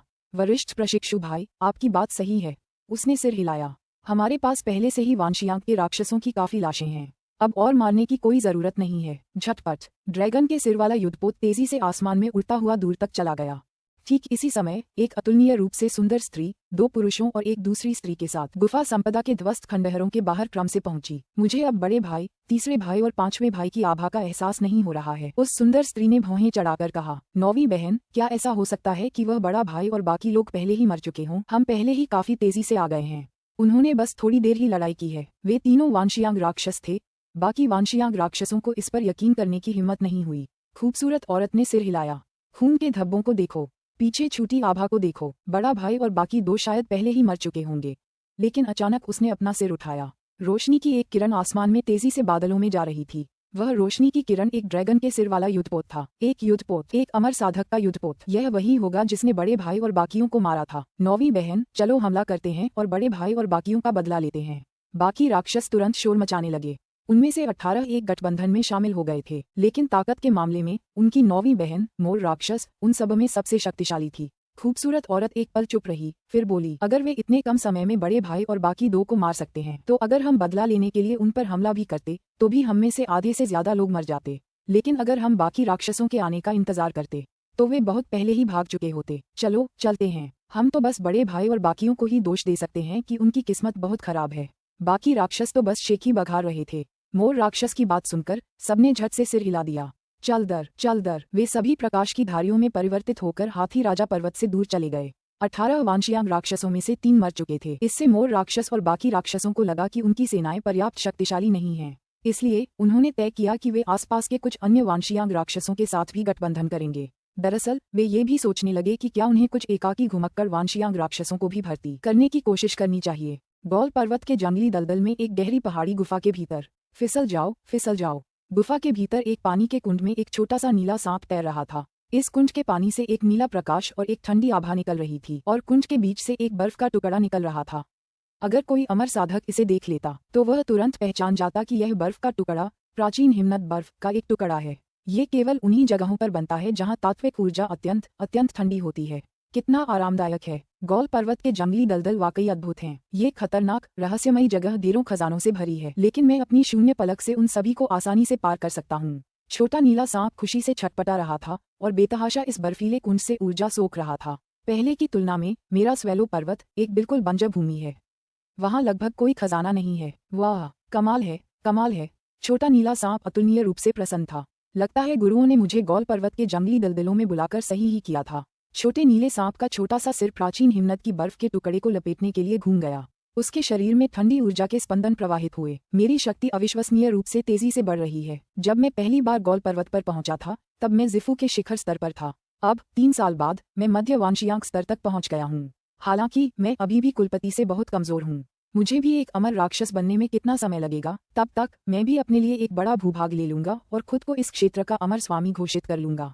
जब छोटे नीले सांप ने कुलपति के बारे में सोचा तो उसकी आंखें ईर्ष्या से भर गईं।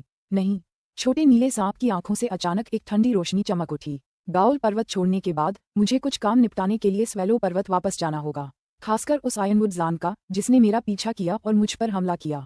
उस समय मेरी हालत बहुत खराब थी। मुझे उसे मारना होगा और पूरे आयनवुड वंश का नाश करना होगा। अपने नफरत भरे दुश्मन आयनवुड जान के बारे में सोचते हुए छोटे नीले सांप को किसी और का भी ख्याल आया। यह एक बेहद युवा मानव युवक था जो हमेशा फर के कपड़े पहने रहता था। वह निडर फिर भी बेहद प्रतिभाशाली युवक जो इसे हमेशा छोटा सांप सांप कहकर पुकारता था। हाय, मुझे तो बस इतना पता है कि तुम जी वंश के हो, मुझे तुम्हारा नाम भी नहीं पता। छोटा नीला सांप मन ही मन बुदबुदाया, तुम्हारा और मेरा कई बार झगड़ा हुआ है और उन्हीं झगड़ों की वजह से मुझे शून्य पलक तकनीक समझ में आए। हालांकि उस समय मैं तुम्हें बचा नहीं पाया था।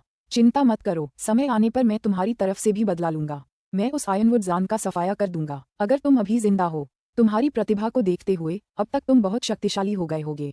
छोटा नीला सांप फिर से अपने आप में बुदबुदाने लगा, लेकिन निश्चित रूप से मेरे जितना शक्तिशाली नहीं। मेरे पास शून्य पलक तकनीक है और मैंने कई अद्भुत विरासतें अर्जित की हैं। ठीक इसी समय गुफा से 100 किलोमीटर बाहर वहां 2 अमर साधक थे जो प्रकाश की धारियों की तरह चल रहे थे और चुपके से पहाड़ पर उतर आए थे। आप गलत तो नहीं हैं? उनमें से एक भूरे वस्त्रधारी अमर साधक ने धीमी आवाज में कहा। बिल्कुल नहीं, जब मैंने उन जिफू राक्षसों को यातनाएं दी तो वे मुझसे झूठ बोलने की हिम्मत तो बिल्कुल नहीं कर पाते। उन सबने कहा कि हाल ही में इस क्षेत्र में एक अकेला घुमक्कड़ आया है, एक नीला आकाश सांप राक्षस जिसने उनके राजा के खिलाफ कई बार युद्ध भी किया था। सफेद वस्त्रधारी अमर साधक ने कहा। धूसर वस्त्रधारी अमर साधक ने सिर हिलाया। इस नीला आकाश सांप को मारने के बाद हमारे पास वांशियांग राक्षस के ढेरों शव होंगे। माना जाता है कि यह नीला आकाश सांप उतना शक्तिशाली नहीं है, लेकिन हमें इसकी जन्मजात क्षमता से सावधान रहना होगा। इसे भागने के लिए शून्य झपकी तकनीक का इस्तेमाल न करने दें। स्वाभाविक रूप से श्वेत वस्त्रधारी अमर साधक ने सिर हिलाया। पुस्तक 8 अध्याय 16 नीला आकाशीय सांप और जीनिंग। गुफा के अंदर बर्फीले कुंड में छोटा नीला सांप लगातार बर्फीले कुंड की ठंडी ऊर्जा को सोख रहा था और अपने शरीर में मौजूद राक्षसी बर्फ को पोषित कर रहा था। अचानक उसकी आंखें चमक उठीं। वह धुंध में बदल गया और फिर कुंड के किनारे नीले वस्त्र पहने एक युवती के रूप में परिवर्तित हो गया। लाल होंठ, हाथी दांत के दांत और गहरी आंखें। क्या वाकई उनकी हिम्मत मेरे घर आने की है? नीला वस्त्रधारी युवती बुदबुदाई। मैं तो बस अपने शरीर में मौजूद राक्षसी बर्फ को पोषित करने में थोड़ा और समय बिताना चाहती थी, और फिर भी ये लोग परेशान करने आ जाते हैं। फिर भी मैं अभी तक मजबूत नहीं हुई हूँ। मेरे लिए लड़ना ठीक नहीं है। नीला वस्त्रधारी युवती एक बार फिर धुंध में बदल गई और एक छोटा सा नीला सांप हवा में प्रकट हुआ। एक झिलमिलाहट के साथ वह हवा में गायब हो गया। सफेद वस्त्रधारी साधक और धूसर वस्त्रधारी साधक गुफा में चुपके से आगे बढ़ रहे थे और सांप का कोई निशान ढूंढ रहे थे। अचानक उन्होंने दूर से एक नीली रोशनी चमकती देखी। हवा में एक नीला सांप गुस्से से दहाड़ रहा था। तुम दोनों मानव साधकों ने मेरे यहाँ आने की हिम्मत की? तुम मरे हुए मांस हो। आवाज गूंजी और गरज उठी। गड़गड़ाहट। नीला सांप हवा में चमका, फिर गायब हो गया। वह नीला आकाश सांप राक्षस था। उसने हमें ढूंढ लिया। दोनों अमर साधक तुरंत चौंक गए। तभी सफेद वस्त्रधारी साधक ने मन ही मन कहा, यह नीला आकाश सांप बहुत गुस्से में लग रहा है। शायद ये हम पर हमला करने वाला है। चलो इसकी साजिशों का जवाब अपनी किसी साजिश से देते हैं। चलो चुपचाप इस इलाके में एक स्पेस सीलिंग संरचना बना लेते हैं। जैसे ही यह पास आएगा हम तुरंत संरचना को सक्रिय कर देंगे, जिससे ये शून्य ब्लिंक से बचकर भाग नहीं पाएगा। तभी हम इस पर हमला करेंगे और इसे मार डालेंगे। ठीक है, सावधान रहना और ध्यान रखना कि इसे चुपके से सेट कर दो। इसे तुम्हें पता न चलने देना, दूसर वस्त्रधारी किसान ने जवाब दिया। हजारों किलोमीटर दूर। हा, मैंने उन दोनों को बता दिया था कि वे मुर्दा हैं, इसलिए वे दोनों मस्खरे वहां मुझसे लड़ने की योजना जरूर बनाएंगे। मैं एक नीला आकाश सांप हूँ, मेरी जान बहुत कीमती है। मैं तुम दोनों से सीधे क्यों लड़ूंगा? नीला आकाश सांप आगे की ओर पलकें झपकाता रहा और एक बार फिर गायब हो गया। जी निंग और म्यू नॉर्थसन उस समय अपने ड्रैगन सिर वाले युद्धपोत पर सवार थे तथा अनेक मनुष्यों को लेकर गाउल पर्वत के जंगली दलदलों में उस स्थान की ओर जा रहे थे जहां रेनड्रैगन गार्ड तैनात थे। निंग के ठिकाने से हजारों किलोमीटर दूर यहाँ एक और जहाज मौजूद था। उस पर भी 2 लोग थे, एक महिला, दूसरा पुरुष। पुरुष लंबा, मजबूत और सुंदर था। वह ईस्ट्रिवर क्लाउडसोअर था। महिला भी फूल सी खूबसूरत थी। उसका नाम ईस्ट्रिवर स्नोएट था। बड़े भाई, वांशियांग के राक्षसों को मारना ज्यादा मुश्किल नहीं है। हम दोनों मिलकर सिर्फ एक ही दिन में उनमें से 2 को मार चुके हैं। ईस्ट्रिवर स्नोएट ने खुशी से कहा। 2 राक्षसों को मारना कोई बड़ी बात नहीं है। हम दोनों भाग्यशाली थे। हमने जो पहला राक्षस पर्वत चुना था वहाँ 2 वांशियांग राक्षस मौजूद थे और हमें उन्हें मारना ही था। जब तक बाकी वांशियांग राक्षस पहुंचे हम लेसर टेलीपोर्टेशन दाव सील्स का इस्तेमाल करके भाग निकले। ईस्ट्रिवर क्लाउडसोअर ने अपना सिर हिलाया। रेनड्रैगन गार्ड ने हमें जो सबसे जरूरी शर्त दी थी वह थी गॉल पर्वत के जंगली दलदलों में 3 महीने तक जिंदा रहना। पूरे 3 महीने। ये दलदल हर जगह खतरों से भरे हैं। जिंदा रहना 1 या 2 वांशियांग राक्षसों को मारने से कहीं ज्यादा मुश्किल होगा। ईस्ट्रिवर स्नोइट ने कहा, बड़े भाई, क्या आपने नहीं कहा था कि हम रेनड्रैगन गार्ड के जितना करीब होंगे उतना ही सुरक्षित रहेंगे? राक्षस उस जगह से बहुत दूर रहते हैं। हालांकि हम अंदर नहीं जा पाएंगे, हम बस छावनी के पास एक जगह ढूंढ सकते हैं और 3 महीने तक रह सकते हैं। ठीक है, फिर भी हमें सावधान रहना होगा, क्लाउडसोअर ने कहा। ये जगह उस कबीले जैसी नहीं है। मुझे पता है, स्नोइट ने जवाब दिया। ठीक इसी समय एक और युद्धपोत दूर से उड़कर आया। अरे, ईस्ट्रिवर! क्लाउडसोअर और ईस्ट्रिवर स्नोइट दोनों मुड़े और देखने लगे। हाँ, तो यह ईस्ट्रिवर कबीले का साथी दाऊवादी क्लाउडसोअर है। दूर खड़े युद्धपोत से ठहाके गूंज उठे। युद्धपोत के ऊपर एक सफेद वस्त्र पहने सुंदर चाल ढाल वाला आदमी था। ईस्ट्रिवर के भाई बहनों ने उसे तुरंत पहचान लिया। ये 100 परीक्षितों में से एक था, नॉर्थरिवर जोल। साथ ही दाऊवादी नॉर्थरिवर ईस्ट्रिवर क्लाउडसोअर ने वापस पुकारा। ये बहुत दुर्लभ और सौभाग्य की बात है कि मैं यहाँ आप दोनों भाई बहनों से मिल पाऊंगा। साथ ही दाऊवादी क्लाउडसोअर, क्या आप मेरे इस निर्मित जहाज पर सवार होकर थोड़ी शराब बांटने को तैयार होंगे? नॉर्थरिवर जोल हंसा। हाँ, ईस्ट्रिवर स्नोइट ने मुस्कुराते हुए कहा।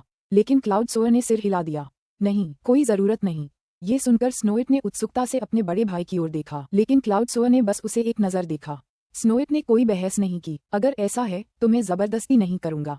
नॉर्थरिवर जोल बिल्कुल सीधा था। हंसते हुए उसने कहा, तो फिर मैं चला जाऊंगा। लेकिन जैसे ही उसके शब्द निकले, स्वूश स्वूश स्वूश स्वूश स्वूश, अचानक 5 प्रकाश की किरणें बिजली की गति से हर दिशा में उड़ गईं।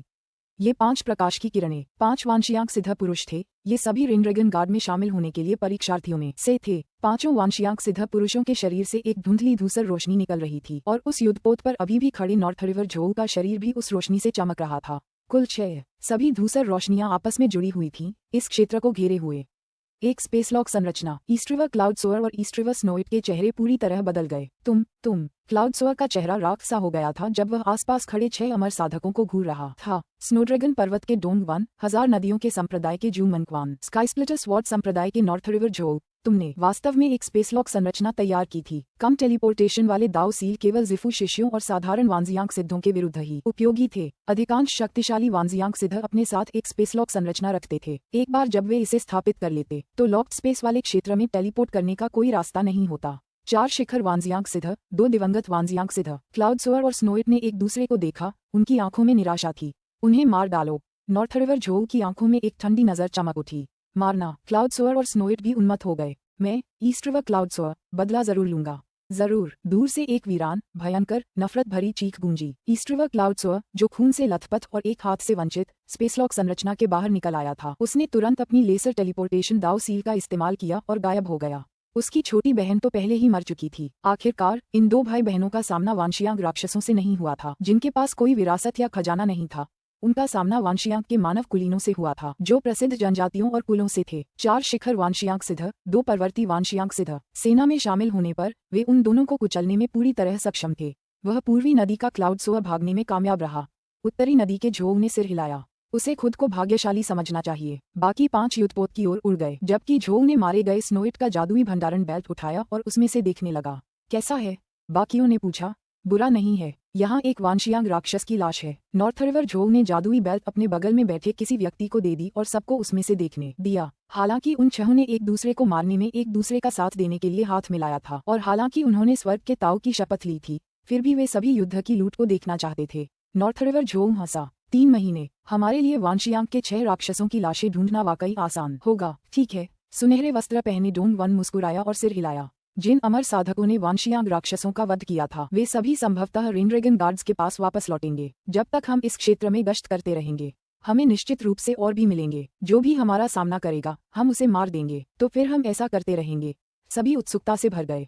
साधकों को मारकर उन्हें न केवल वांशियांग राक्षसों के शव मिलेंगे, बल्कि उन साधकों के जादुई खजाने भी मिल जाएंगे। ये सिर्फ राक्षसों को मारने से कहीं ज्यादा फायदेमंद था। मैं, पूर्वी नदी का निवासी क्लाउडसोअर, कसम खाता हूँ कि मैं उन्हें जरूर मार डालूंगा।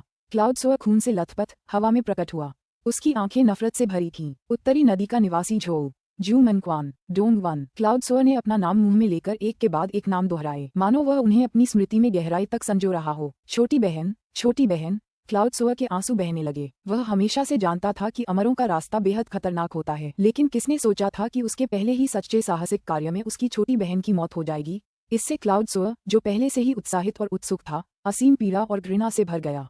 वह जानता था कि वांशियांग सिद्ध अक्सर एक दूसरे को मार डालते थे और उनके कुलों के वरिष्ठ आमतौर पर हस्तक्षेप नहीं करते थे, केवल तभी जब, मान लीजिए, किसी आदिम ताओवादी ने किसी वांशियांग सिद्ध के विरुद्ध कार्रवाई की हो, जो कि एक वरिष्ठ द्वारा कनिष्ठ को धमकाने जैसा मामला होगा, संप्रदाय के वरिष्ठ हस्तक्षेप करते थे। जब तक झगड़े एक ही पीढ़ी के लोगों के बीच होते थे, अगर आप मर जाते तो आप केवल खुद को कमजोर होने का दोषी ठहरा सकते थे, लेकिन निश्चित रूप से यदि मरने वाला व्यक्ति कोई जूनियर था जो किसी शक्तिशाली व्यक्ति का विशेष रूप से प्रिय था, जैसे कि किसी का एकमात्र शिष्य, तो वह शक्तिशाली व्यक्ति उन्मत्त हो सकता है और उस जूनियर का बदला लेने के लिए प्रोटोकॉल की अनदेखी कर सकता है। निंग और नॉर्टसन युद्धपोत के ऊपर से लगातार रेनड्रैगन गार्ड के शिविर की ओर बढ़ते रहे।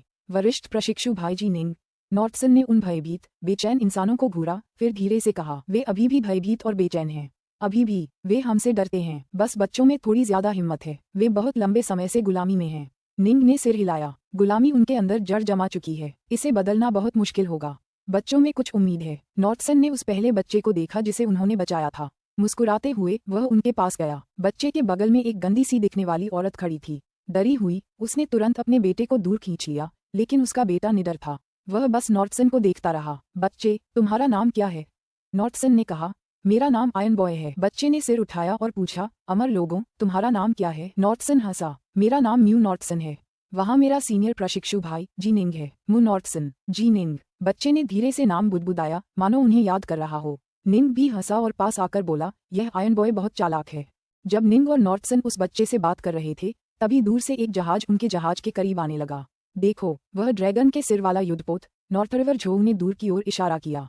अगर याददाश्त सही है तो वह ड्रैगन के सिर वाला युद्धपोत उन 100 में से एक का है, उस ब्लैक व्हाइट कॉलेज के शिष्य म्यू नॉर्टसन का। यह वही निर्मित युद्धपोत है जिसे उसने प्रदर्शित किया था। बहुत संभव है कि म्यू नॉर्टसन और उसका वरिष्ठ प्रशिक्षु भाई उस जहाज पर हों। काले गोरे कॉलेज, ब्लैक व्हाइट कॉलेज का हर सदस्य अद्वितीय प्रतिभावान है। उनसे निपटना आसान नहीं है। क्या हमें हमला करना चाहिए? ये लोग हिचकिचाने लगे, लेकिन सुनहरे वस्त्रधारी डोंगवन ने कहा, चिंता की कोई बात नहीं। मैं इस जी निंग को अच्छी तरह समझता हूँ। उसकी उम्र लगभग 20 साल ही होगी। हालांकि उसकी प्रतिभा अद्भुत है, लेकिन उसे बहुत कम समय के लिए प्रशिक्षित किया गया है। आप सभी को पता होना चाहिए कि उसका crimson right diagram of the 9 heavens अभी 9वां चरण ही है। नजदीकी मुकाबले में वह थोड़ा खतरनाक है, लेकिन जब तक हम उससे दूर रह सकते हैं, हमें उससे बिल्कुल भी डरने की जरूरत नहीं है। जहाँ तक उस म्यू नॉर्टसन की बात है, चूंकि वह इस जी निंग के नक्शे कदम पर चलता है, इसलिए उसकी ताकत भी शायद उतनी ज्यादा नहीं है। वे दोनों वापस जा रहे हैं। उनके पास संभवतः 2 वांशियांग राक्षसों की लाशें हैं। काले गोरे कॉलेज के शिष्य। उन्हें मारना कई वांशियांग सिद्धों को मारने से कहीं ज्यादा मूल्यवान है। इसके अलावा उनमें से एक मध्य अवस्था का वांशियांग सिद्ध है, जबकि दूसरा एक फेंट गॉड बॉडी रिफाइनर है जिसे बमुश्किल ही प्रारंभिक अवस्था का वांशियांग सिद्ध माना जा सकता है। हम में से 4 शीर्ष वांशियांग सिद्ध हैं, जबकि अन्य 2 अंतिम अवस्था के हैं, और हम मिलकर 6 व्यक्ति समूह में हमला कर सकते हैं। चूंकि हम उनके खिलाफ साजिश रच रहे हैं जबकि वे हमारे खिलाफ नहीं हैं, इसलिए हमारे पास बेहतरीन अवसर हैं। जल्द ही 6 एकमत हो गए। चलो चलें, काले गोरे कॉलेज के इन 2 अद्वितीय प्रतिभाशाली लोगों को मार डालें। नॉर्थरिवर झोंग की आंखों में एक क्रूर चमक चमक उठी। पुस्तक 8, अध्याय 17, अश्वेत श्वेत कॉलेज के शिष्यों का मार्ग भ्रमण। खुले बिखरे बालों वाले एक युवक ने धीमी आवाज में कहा, हम उन्हें जरूर मार डालेंगे, लेकिन यह मत भूलना, इससे पहले जब हम 6 लोग ईस्ट्रीवर कबीले के उन 2 भाई बहनों के खिलाफ सेना में शामिल हुए थे, तो अंतिम परिणाम ये हुआ था कि ईस्ट्रीवर क्लाउडसोर बच निकला था।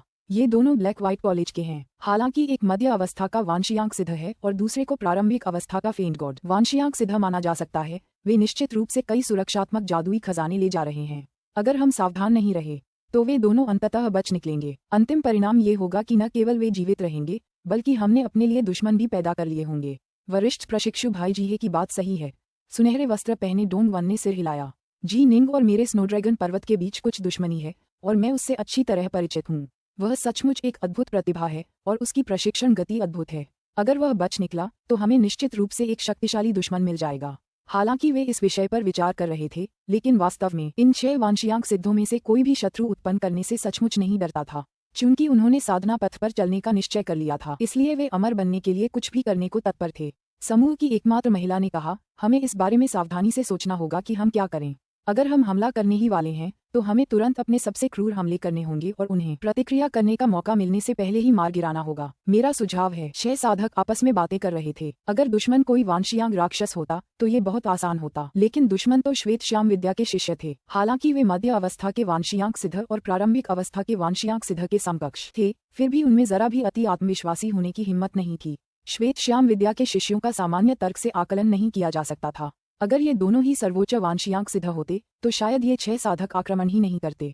हमारी नींव उनसे कहीं ऊंची है और हम मिलकर काम कर रहे हैं। मैं यह मानने को तैयार नहीं कि हम उन्हें मार नहीं पाएंगे। 6 साधकों का यही मानना था और यही वजह थी कि उन्होंने ऐसा करने का फैसला किया। निंग ने इस पर बिल्कुल ध्यान नहीं दिया। वह अपने कनिष्ठ शिष्य भाई से शिष्यों के बारे में बातें करता रहा। लेकिन ठीक इसी क्षण अरे निंग मुड़ा और देखने लगा। उसने रेलिंग के पार दूर से उड़ते हुए एक युद्धपोत को देखा। ये युद्धपोत, यह वही निर्मित युद्धपोत लगता है जिसका इस्तेमाल स्काई स्प्लिटर स्वॉर्ड सेक्ट के नॉर्थ रिवर जोव ने किया था जब हम सैकड़ों लोग अलग अलग दिशाओं में बिखर गए थे। अमर साधकों की स्मरण शक्ति अद्भुत रूप से तेज थी। निंग ने उन 100 साधकों के नाम साफ साफ याद कर लिए थे। जब उन्होंने अमर साधक को उनके बारे में बताया था, वरिष्ठ प्रशिक्षु भाई, ये स्काई स्प्लिटर स्वॉर्ड सेक्ट के नॉर्थ रिवर जोव का युद्धपोत है। नॉर्थसन ने भी धीरे से कहा। ठीक है। निंग ने दूर तक देखते हुए सिर हिलाया। वह जहाज उनके और करीब आ रहा था। क्यों? हा। एक सुंदर सभ्य दिखने वाला सफेद वस्त्रधारी आदमी युद्धपोत के पतवार पर खड़ा उनकी ओर घूर रहा था। हंसते हुए उस आदमी ने कहा, मुझे उम्मीद नहीं थी कि यहाँ श्वेत कॉलेज के 2 शिष्यों से मेरी मुलाकात होगी। नॉर्थ रिवर जोव उन्हें श्रद्धांजलि अर्पित करता है। ये तो संयोग ही है, निंग ने हंसते हुए कहा। लगता है साथ ही ताओवादी नॉर्थ रिवर, तुम्हें पहले ही एक वांशियांग राक्षस की लाश मिल गई है। अगर कोई उसके साथ शिष्टाचार और मुस्कुराहट से पेश आता तो निंग और उस व्यक्ति के बीच दुश्मनी या शिकायत न होने पर भी निंग उसके साथ रूखा व्यवहार नहीं करता। ये तो किस्मत की बात है, नॉर्थ रिवर जोव ने गर्मजोशी से कहा। यहाँ एक दूसरे से मिलना हमारे लिए बहुत सौभाग्य की बात है। तुम मेरे जहाज पर क्यों नहीं आते और हम साथ में शराब पी सकते हैं? साथ में थोड़ी शराब पिएं। निंग के मन में अचानक विचार आया। अगर सिर्फ बातें करना और शराब पीना ही होता तो बात अलग थी, लेकिन उन्हें अपने युद्धपोत पर आमंत्रित करना। निंग घबरा गया। आखिरकार वह किसी और का क्षेत्र था। बस एक विचार से उसने तुरंत उस क्षेत्र को अपनी शक्तिशाली दिव्य अनुभूति से भर दिया। उसने उस युद्धपोत के अंदर का दृश्य पूरी स्पष्टता से देखा। निंग एकदम से चौंक गया। युद्धपोत के भीतर 5 आकृतियां छिपी थीं। सब लोग सतर्क रहो। जैसे ही येजी, निंग और म्यू नॉर्थसन जहाज पर चढ़ेंगे, हम तुरंत ग्रैंड फॉर्मेशन चालू कर देंगे। हमें उन्हें तुरंत मार गिराना होगा। ठीक है, समय के साथ स्थिति बदल सकती है। हमें इसे जल्दी करना होगा। जैसे ही वे जहाज पर चढ़ेंगे, वे मर जाएंगे। वे सब चुपके से आपस में बातें कर रहे थे। यह एक ऐसा जहाज था जो शुरू से ही प्रतिबंधात्मक मंत्रों से भरा हुआ था, इसलिए बाहरी दुनिया के लोग अंदर चल रही बातचीत को बिल्कुल भी नहीं सुन सकते थे। केवल दिव्य ज्ञान से युक्त निंग ही सब कुछ जान पा रहा था। वे हमें घेर कर मार डालेंगे। ये बात तुरंत निंग के दिमाग में आई। मैंने सोचा भी नहीं था कि गाउल पहाड़ों के जंगली दलदलों में पहुंचते ही हमारा सामना इस स्थिति से होगा। वरिष्ठ प्रशिक्षु भाई, चलें? नॉर्थसन ने निंग की ओर देखा। वह काफी संवेदनशील स्वभाव का था। उसे ऐसे व्यक्ति को मना करना मुश्किल लग रहा था जिसने उसे इतने दोस्ताना अंदाज में आमंत्रित किया था। कनिष्ठ प्रशिक्षु भाई, निंग ने जल्दी से मन ही मन कहा, सावधान रहना और कुछ भी उजागर मत करना। लेकिन उस युद्धपोत में 5 अन्य वांशियांक सिद्ध पुरुष छिपे हुए हैं। ये सभी रिंड्रेगन गार्ड में शामिल होने के लिए परीक्षार्थियों में शामिल हैं। नॉर्थ रिवर जोव को मिलाकर कुल 6 हैं। 4 शिखर वांशियांक सिद्ध पुरुष हैं, जबकि 2 उत्तर वांशियांक सिद्ध पुरुष हैं। क्या? निंग ने उसे आगाह किया था। ये तो अच्छी बात थी। हालांकि ऊपर से नॉर्थसन शांत रहने का दिखावा कर रहा था, लेकिन मन ही मन वह स्तब्ध था। उसने जवाब भेजा, वरिष्ठ प्रशिक्षु भाई, 6 अमर साधक, बाकी 5 क्यों नहीं आए? क्या ऐसा हो सकता है कि वे? ठीक है, वे हमें लूटेंगे और मार डालेंगे, निंग ने जवाब दिया। नॉर्थसन गुस्से से भर गया। क्या वाकई उनकी हिम्मत है कि हम पर ऐसा करने की कोशिश करें? चलो हम उन्हें जवाबी हमला करके मार डालें। सावधान, निंग ने जवाब दिया। उन्हें कम मत आंको। वे उन वांशियांग राक्षसों जैसे नहीं हैं। वे भी उच्च स्तरीय कुलों और जनजातियों से हैं और उनकी तकनीकें निश्चित रूप से असाधारण होंगी। और उनमें से 6 के साथ मिलकर अगर हम सावधान नहीं रहे तो हम नष्ट हो सकते हैं। निंग को खुद पर पूरा भरोसा था। दरअसल वह एक फेंट गॉड बॉडी रिफाइनर था और उसकी जीवन शक्ति अविश्वसनीय रूप से प्रबल थी। इसके अलावा अपने परम गुप्त हथियार, दिव्य क्षमता, स्टार सीजिंग हैंड के साथ, हाँ, निंग को काफी आत्मविश्वास महसूस हो रहा था। हालांकि नॉर्थसन अभी भी एक मध्यम वांशियांग निपुण था। तात्विकी के मामले में वह बाकियों से बहुत कमतर था। इसके अलावा नॉर्थसन सिर्फ 18 साल का था और एक वास्तविक अराजक युद्ध में निंग अपने इस कनिष्ठ प्रशिक्षु भाई की देखभाल करने में सक्षम नहीं होता। अगर उसका कनिष्ठ प्रशिक्षु भाई यहाँ मर जाता तो निंग खुद को कभी माफ नहीं कर पाता। समझ गया। नॉर्थसन ने तुरंत अपनी सतर्कता भी बढ़ा दी। मेरे पास ही रहना, निंग ने उसे इशारा किया। कोई अचानक हरकत मत करना। मेरे आदेश का इंतजार करना। ठीक है, नॉर्थसन ने स्वीकार किया। जब दोनों साथी शिष्य अपने मन में सोच रहे थे कि वे क्या करेंगे, वहीं दूसरी ओर नॉर्थ रिवर जोव उन्हें देखकर मुस्कुराता रहा और उनकी प्रतिक्रिया का इंतजार करता रहा। साथ ही उसने ये भी कहा, मैं हमेशा से ही श्वेत महाविद्यालय के अनेक छात्रों की प्रशंसा से भरा रहा हूँ। आज आप दोनों साथी ताओवादियों से मिलना मेरा सौभाग्य है। मुझे ये कहते हुए शर्म आ रही है, निंग ने माफी मांगते हुए कहा, लेकिन हम व्यस्त हैं। हम अभी वहाँ नहीं जाएंगे। रिंड्रेगन गार्ड में शामिल होने के लिए परीक्षा पूरी करने के बाद हम सब साथ में पिएंगे। ओह, नॉर्थ रिवर जोव ने मन ही मन कोसा, लेकिन ऊपर से उसने समझ वाला भाव दिखाया। मैं समझ गया। तो फिर रेनड्रैगन गार्ड में शामिल होने के बाद हम एक दूसरे से मिलने का इंतजार करेंगे। लेकिन साथ ही उसने मन ही मन कहा, हमला करो। जहाज के अंदर मौजूद 5 साधकों ने ये सुनकर एक दूसरे की तरफ देखा और सिर हिलाया। वे सब तुरंत बाहर भागे। बस जी निंग उनसे भी तेज थी। निंग ने अपनी दिव्य इंद्रिय से देखा कि जहाज के अंदर 5 अमर साधक एक दूसरे को देखकर सिर हिला रहे थे और बाहर की ओर हमला करने के लिए बढ़ रहे थे। उसने तुरंत अपनी 720 नश्वर श्रेणी की उड़ती तलवारों को हवा में प्रकट होने का आदेश दिया। कनिष्ठ प्रशिक्षु भाई, हमला करो। उसी क्षण नॉर्थसन के चारों ओर 2 विशाल काले जल सांप प्रकट हुए। काले जल सांपों के शरीर लगातार एक भ्रामक तरीके से टिमटिमा रहे थे और तीखे कांटों में बदलने लगे, जो कई रूनिक मुहरों से ढके हुए थे। जल सांपों की आभा तुरंत ही क्रूर और क्रूर होने लगी। स्वूश स्वूश स्वूश स्वूश स्वूश 5 आकृतियां बिजली की गति से जहाज के बाहर दौड़ रही थीं। उनके शरीर पहले से ही उस धुंधली धूसर रोशनी से चमक रहे थे। स्पेसलॉक संरचना पहले से ही आकार लेने लगी थी। यह एक ऐसी संरचना थी जिसमें 6 अमर साधकों को संरचना आधार के रूप में इस्तेमाल किया गया था और 6 साधकों द्वारा कवर किया गया क्षेत्र ही संरचना द्वारा लॉक किया गया क्षेत्र होगा। लेकिन निश्चित रूप से इसका अधिकतम आकार लगभग 100 किलोमीटर ही था। क्या हो रहा है? North river Zhou, Dong one और अन्य लोगों को ये जानकर आश्चर्य हुआ कि जी निंग और म्यू नॉर्थसन ने वास्तव में उनसे पहले ही कार्रवाई कर दी थी। मार डालो, उन्होंने हमें खोज लिया, कुछ भी मत छिपाओ। नॉर्थ रिवर झोउ के समूह ने भी तुरंत प्रतिक्रिया दी और उन्होंने तुरंत अपने सबसे शक्तिशाली हमले शुरू कर दिए। उन 6 ने अपनी मौलिक शक्ति को पूरे समूह में बांटा और उनकी शक्ति फूट पड़ी। विशाल बर्फ की जेल, सुनहरे वस्त्र पहने डोंग वन ने दूर की ओर इशारा किया। फुफकार, नंगी आंखों से दिखाई देने वाली एक सफेद ठंडी आभा निंग की ओर बढ़ी। निंग और नॉर्थसन दोनों ड्रैगन के सिर वाले युद्धपोत के ऊपर हवा में खड़े थे, जो अब बाहरी दुनिया से पूरी तरह से कट गया था। जाहिर है निंग और नॉर्थसन इन गुलामों पर कोई आफत नहीं लाना चाहते थे। दरअसल अगर ये गुलाम न होते तो निंग और नॉर्थसन छोटे टेलीपोर्टेशन दाव सील का इस्तेमाल करके आसानी से भाग सकते थे। फिर भी गुलाम तो बस एक ही वजह थे। दूसरी वजह ये थी कि दोनों अभी अभी अपने स्कूल से निकले थे और उनके दिल में घमंड था। बिना लड़े भागना ही क्यों? इसलिए दोनों ने भागने की बात तक नहीं सोची। उनके मन में एक ही शब्द था, लड़ो। ये भयंकर बर्फ है। स्नोड्रैगन पर्वत का ये डोंग वन दरअसल अपने शरीर में राक्षसी बर्फ की खेती कर रहा था। निंग चौंक गया। एक साधक का आंतरिक जिफू एक अतुलनीय रहस्यमयी स्थान होता है। ये भयंकर बर्फ या पृथ्वी की अग्नि या राक्षसी वायु को पोषित कर सकता था। ये सभी अत्यंत भयानक प्राकृतिक तात्विक शक्तियां थीं और शरीर में पोषित होने के बाद ये अत्यंत महान शक्तियां प्रकट कर सकती थीं। हालांकि भयंकर बर्फ को पोषित करने के लिए पहले किसी गुप्त स्थान को खोजना होगा जहां प्राकृतिक रूप से भयंकर बर्फ मौजूद हो और फिर उसे शरीर में अवशोषित करना होगा। ऐसे मूल्यवान स्थान की तो बस आशा ही की जा सकती है, पर उम्मीद नहीं की जा सकती। हालांकि इस भयंकर बर्फ की शक्ति किसी दैवीय क्षमता से कम नहीं थी। विशाल पवनचक्की संरचना। काले वस्त्र पहने शू मानक्वान ने दूर निंग और नॉर्थसन की ओर इशारा किया। देखते ही देखते 9 पवनचक्कियां प्रकट हुईं और हवा में तेज गति से घूमने लगीं और बवंडर पवनचक्कियों में बदल गईं, जो उन दोनों की ओर टूटते हुए हवा को ही कुचल रही थीं। अनता तलवार। उनके नेता नॉर्थ रिवर झोउ ने अपने सामने 9 उड़ती हुई तलवारें प्रकट कीं। उन्होंने एक साथ हमला किया और जैसे ही उन्होंने हमला किया, तलवार की रोशनी की 9 नदियां प्रकट हुईं, जो निंग और नॉर्थसन की ओर बह रही थीं। निर्वाण विलुप्ति। जिहे ने अपने हाथों को एक साथ पार किया और कहीं से एक ग्रे ऊर्जा आभा प्रकट हुई जो निंग और नॉर्थसन की ओर बह गई। मर जाओ। निपुण नोक्सान ने ठंडी हंसी हंसी, फिर हाथ हिलाया। उसके हाथों में घोड़े की पूंछ की झाड़ियां तुरंत 3000 सफेद लटों में बदल गईं, जो आगे बढ़ते हुए आसमान को भर गईं। हाँ, अकेली औरत मेंग लियुकिंग ने एक दाव सील को कुचल दिया और एक ठंडी दहाड़ लगाए। धमाक। बिजली की अनगिनत किरणें हवा में प्रकट हुईं, जो निंग और नॉर्थसन की ओर नीचे की ओर गिरीं। एक ही पल में 6 वांशियांक सिद्धों ने एक साथ अपनी सबसे खतरनाक तकनीकों का इस्तेमाल कर लिया। वे कोई गुप्त कलाओं से रहित घुमक्कड़ साधक नहीं थे। वे शक्तिशाली ताओवादी थे जिनके पास कुछ सचमुच प्राचीन रहस्यमय तकनीकें थीं।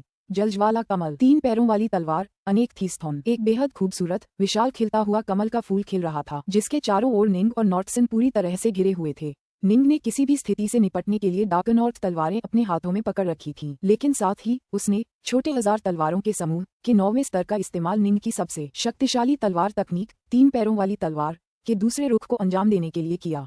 सांप आसमान को निगल जाते हैं। नॉर्थसन के दोनों हाथ हिले और विशालकाय क्रूर काले जल सांप, जो एक दूसरे की पूंछों से चिपके हुए थे, अचानक एक विशाल काले घेरे में बदल गए। एक अटूट भयानक भक्षण शक्ति लिए हुए वह आगे की ओर बढ़ा। पुस्तक 8, अध्याय 18, सभी विरोधों को दूर करना। बिजली की चमक आश्चर्यजनक गति से गिरी और निंग और नॉर्थसन को घेरे हुए विशाल जलज्वाला कमल से टकराए। जलज्वाला कमल की पंखुड़ियां परतों में खिली हुई थीं और पंखुड़ियों की 3 परतों को भेदने के बाद बिजली बिखर गई और निंग या नॉर्थसन को कोई नुकसान नहीं पहुंचा सकी। ये वास्तव में 3 परतों को तोड़कर निकल गया। निंग मन ही मन चौंक गया। पिछले 3 सालों में निंग ने वर्षा जल के दाव और नरक के दाव में सबसे ज्यादा उपलब्धियां हासिल की थीं। वह अक्सर काले सफेद आरेख के सामने ध्यान करने जाता था और अब वह पंखुड़ियों की 6 परतों को तुरंत बनाने और बनाए रखने में सक्षम था। अगर दुश्मन के हमले दोगुने शक्तिशाली होते तो भी वे टूटकर गिर जाते।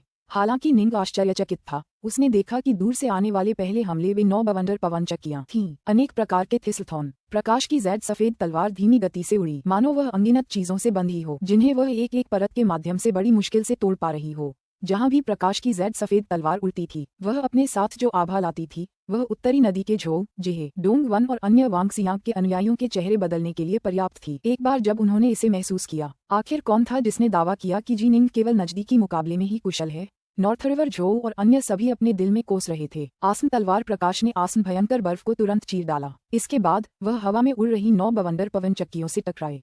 गड़गड़ाहट। 9 बवंडर पवनचक्कियों ने एक अंतहीन तूफान पैदा कर दिया था और 9 ने तुरंत एक ऐसी संरचना बना ली थी जिसने मिलकर उस एकमात्र जैद सफेद प्रकाश की तलवार का प्रतिरोध किया। लेकिन तलवार बहुत तेज थी। वे उसे साफ तौर पर महसूस कर सकते थे और देख सकते थे, लेकिन उसकी गति किसी भी पवनचक्की से कहीं ज्यादा थी। एक जोरदार टक्कर के कुछ सेकंड बाद 9 पवनचक्कियां उड़ गईं, लेकिन जैद सफेद तलवार की रोशनी भी अतुलनीय रूप से मंद पड़ गई।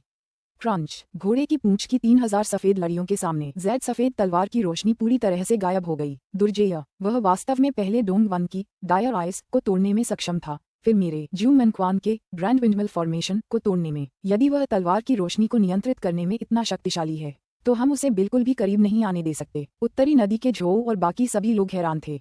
उन्हें यह एहसास नहीं था कि निंग को भी झटका लगा था। मेरी कमजोर 1000 तलवारों वाली संरचना पहले से ही जिफू स्तर के हमले जितनी शक्तिशाली है और इसने 3 पैरों वाली तलवार की दूसरी मुद्रा को अंजाम दिया, और फिर भी यह उनके 2 हमलों को बमुश्किल ही हरा पाए। ऐसा लगता है कि मेरा शक्ति आधार बहुत कमजोर है। आखिरकार शू मानक्वान और डोंगवन दोनों ही वानजियांग के शीर्ष सिद्धहस्त हैं। दोनों में से एक ने डायर आइस का इस्तेमाल किया था जो किसी दिव्य क्षमता के बराबर है। दूसरे ने एक भव्य संरचना का इस्तेमाल किया था और दोनों ही वानशियांग निपुणता के चरम स्तर पर थे। इसके बावजूद उनके दोनों हमलों को निंग एक अकेले व्यक्ति ने ही नाकाम कर दिया था। दरअसल निंग का प्रदर्शन पहले से ही काफी भयानक था। सांप आसमान को निगल जाते हैं। अनता तलवार। जुड़े हुए सिर और पूंछ वाले 2 काले सांप एक विशाल घेरा बनाकर तलवार प्रकाश की उन 9 धारियों की ओर बढ़ रहे थे। उत्तरी नदी झोल द्वारा नियंत्रित तलवार प्रकाश की 9 नदियां 9 प्रचंड बाड़ों की तरह आगे बढ़ रही थीं और उस जल सांप वृत्त पर बेतहाशा हमला कर रही थीं। फिलहाल लड़ाई वास्तव में गतिरोध पर थी। ब्लैक व्हाइट कॉलेज के ये दोनों लोग वाकई बहुत ताकतवर हैं। अपनी ताकत के आधार पर ये हमसे बहुत कमजोर हैं, फिर भी ये हमारे हमलों का सामना करने में सक्षम हैं। डोंगवन ने जल्दी से चिल्लाकर कहा, सब लोग मिलकर इनका सफाया कर दो। मारना मारना। मेंग लियुकिंग, नोगसान और अन्य लोगों ने अपनी पूरी ताकत लगा दी और जरा सी भी लापरवाही बरतने की हिम्मत नहीं की। अरे, निंग को अचानक एहसास हुआ कि उसकी ओर उमड़ रही धूसर ऊर्जा वास्तव में उसकी आत्मा को कुछ हद तक प्रभावित कर सकती है। हालांकि उसे इसकी परवाह नहीं थी, लेकिन उसकी आत्मा की शक्ति के कारण उसका कनिष्ठ प्रशिक्षु भाई इससे प्रभावित होगा। दरअसल पास में खड़े नॉर्थसन के चेहरे पर एक शिकन थी और जिन काले सर्पों को वह नियंत्रित कर रहा था उनकी शक्ति कम होने लगी थी। स्पष्ट रूप से उसका मानसिक संतुलन प्रभावित हुआ था। तो फिर मर जाओ। निंग की आंखें अचानक एक भयानक हत्या के इरादे से फट गईं। उसकी दिव्य आत्मा उसकी चेतना के सागर की गहराई में कमल मुद्रा में विराजमान थी। उसकी छाती के सामने अचानक एक नीला रूनिक मुहर बन गया। सोलशेखर मुहर। उसकी शक्तिशाली दिव्य भावना सोलशेखर मुहर से बाहर निकली और फैल गई। समुद्र की लहरों की तरह बहुस्तरीय तरंगों में गरजती हुई, हर दिशा में तेजी से उमड़ती हुई, वह पास के नॉर्थसन को पूरी तरह से दरकिनार करते हुए बाकी सब पर टूट पड़ा। शक्तिशाली दिव्य अनुभूति की लहरें तुरंत उनके चारों ओर मौजूद 6 वानशियांग सिद्धों से टकराईं। ऐसा लग रहा था मानो लंबे समय से शक्ति जमा कर रही प्रचंड लहरें अचानक किनारे से टकरा गई हों। धमाका। शक्तिशाली दिव्य भावना तुरंत अकल्पनीय आघातकारी शक्ति के साथ फट पड़ी। क्या है? स्नो ड्रैगन पर्वत के वानशियांग सिद्ध डोंगवन ने बस एक भयानक टक्कर वाली शक्ति को अपनी ओर आते हुए महसूस किया। वह तुरंत डर गया, लेकिन फिर उसका दिमाग शून्य हो गया। यह मैं निंग की सोलशेखर कला के सामने ये शक्तिशाली वानजियांग निपुण तुरंत स्तब्ध और चकित हो गए। दरअसल आत्मा संकोच कला सिर्फ एक ऐसी तकनीक थी जो प्रतिद्वंद्वी की आत्मा को झकझोर सकती थी और उनकी शक्ति को प्रभावित कर सकती थी। सामान्यतः इससे दूसरों को इस तरह की स्तब्ध अवस्था में नहीं डाला जा सकता था। अभी ऐसा होने का मुख्य कारण ये था कि निंग की दिव्य आत्मा में पहले से ही दिव्य बोध का स्तर था।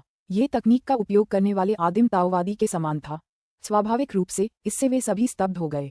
वे 6 लोग धीरे धीरे आकाश से नीचे उतरने लगे। मार डालो, निंग ने इच्छा की और तुरंत छोटे 1000 तलवारों के समूह की जैद सफेद प्रकाश वाली तलवार एक बार फिर प्रकट हुई, दुश्मनों की ओर बढ़ती हुई। कनिष्ठ प्रशिक्षु भाई, जल्दी करो और हमला करो, निंग ने संदेश भेजा। समझ गया। नॉर्थसन को एहसास हुआ कि 6 वानशियांग सिद्ध भी चकित स्तब्ध अवस्था में पहुंच गए थे। जेड सफेद तलवार की रोशनी से सबसे पहले प्रभावित होने वाला नेता नॉर्थरिवर झोउ था। धमाका। नॉर्थरिवर झोउ के शरीर ने अचानक तलवार की का एक घेरा खोल दिया। ये तलवार की अतुलनीय रूप से लचीली थी और निंग की जेड सफेद तलवार के हमले का सामना करने में सक्षम थी। सुरक्षात्मक तलवार की निंग चौंका। यह कोई सुरक्षात्मक वस्तु होगी जो उसके स्कूल के बड़े लोग उसे देते होंगे। जिस क्षण उस पर प्रहार हुआ, नॉर्थरिवर झोउ को होश आ गया और उसके चेहरे पर भय की झलक दिखाई दी। मार मार मार। छोटे 1000 तलवारों के समूह की जेड सफेद तलवार रोशनी ने उस सुरक्षात्मक तलवार की पर लगातार 3 बार वार किया। उत्तरी नदी का झोउ, जो अभी अभी होश में आया था और जिसे अपने जादुई खजानों को नियंत्रित करने का मौका नहीं मिला था, इस तरह निंग की तलवार के वार से 2 भागों में बट गया। Crack crack crack. नॉर्थसन का काला सर्प चक्र तुरंत जेहे नाम के व्यक्ति के चारों ओर धराशायी हो गया। इस जेहे के पास असल में कोई सुरक्षा कवच नहीं था। अब तक बाकी 4 वांशियांक सिद्धों को होश आ गया था। आखिरकार वे अभी भी वांशियांक के अंतिम चरण के सिद्ध और वांशियांक के शिखर के सिद्ध थे। उनकी आत्माएं अत्यंत प्रबल थीं और उनके ताऊ हृदय दृढ़ थे। यहाँ तक कि आत्मा विक्षेपक कला का उपयोग करने वाले आदिम ताओवादियों के लिए भी उन्हें एक पल के लिए स्तब्ध कर देना ही प्रभावशाली था। अच्छा नहीं, जीहे और नॉर्थरिवर झोउ पहले ही मर चुके हैं। जल्दी भागो। वे एक शक्तिशाली दैवीय इच्छा तकनीक जानते हैं। 4 भाग्यशाली बचे, डोंगवन, मेन लियूकिंग, नोक्सान और शू मनक्वान, सभी भयभीत हो गए और तुरंत भाग गए। उनमें से 2 की तुरंत मृत्यु हो गई थी। इससे उनके मन में वापस लड़ने का कोई भी विचार नहीं रहा। अब उन्हें समझ में आया कि श्वेतश्याम महाविद्यालय के इन 2 शिष्यों में से एक के पास एक अत्यंत शक्तिशाली दिव्य इच्छा तकनीक थी।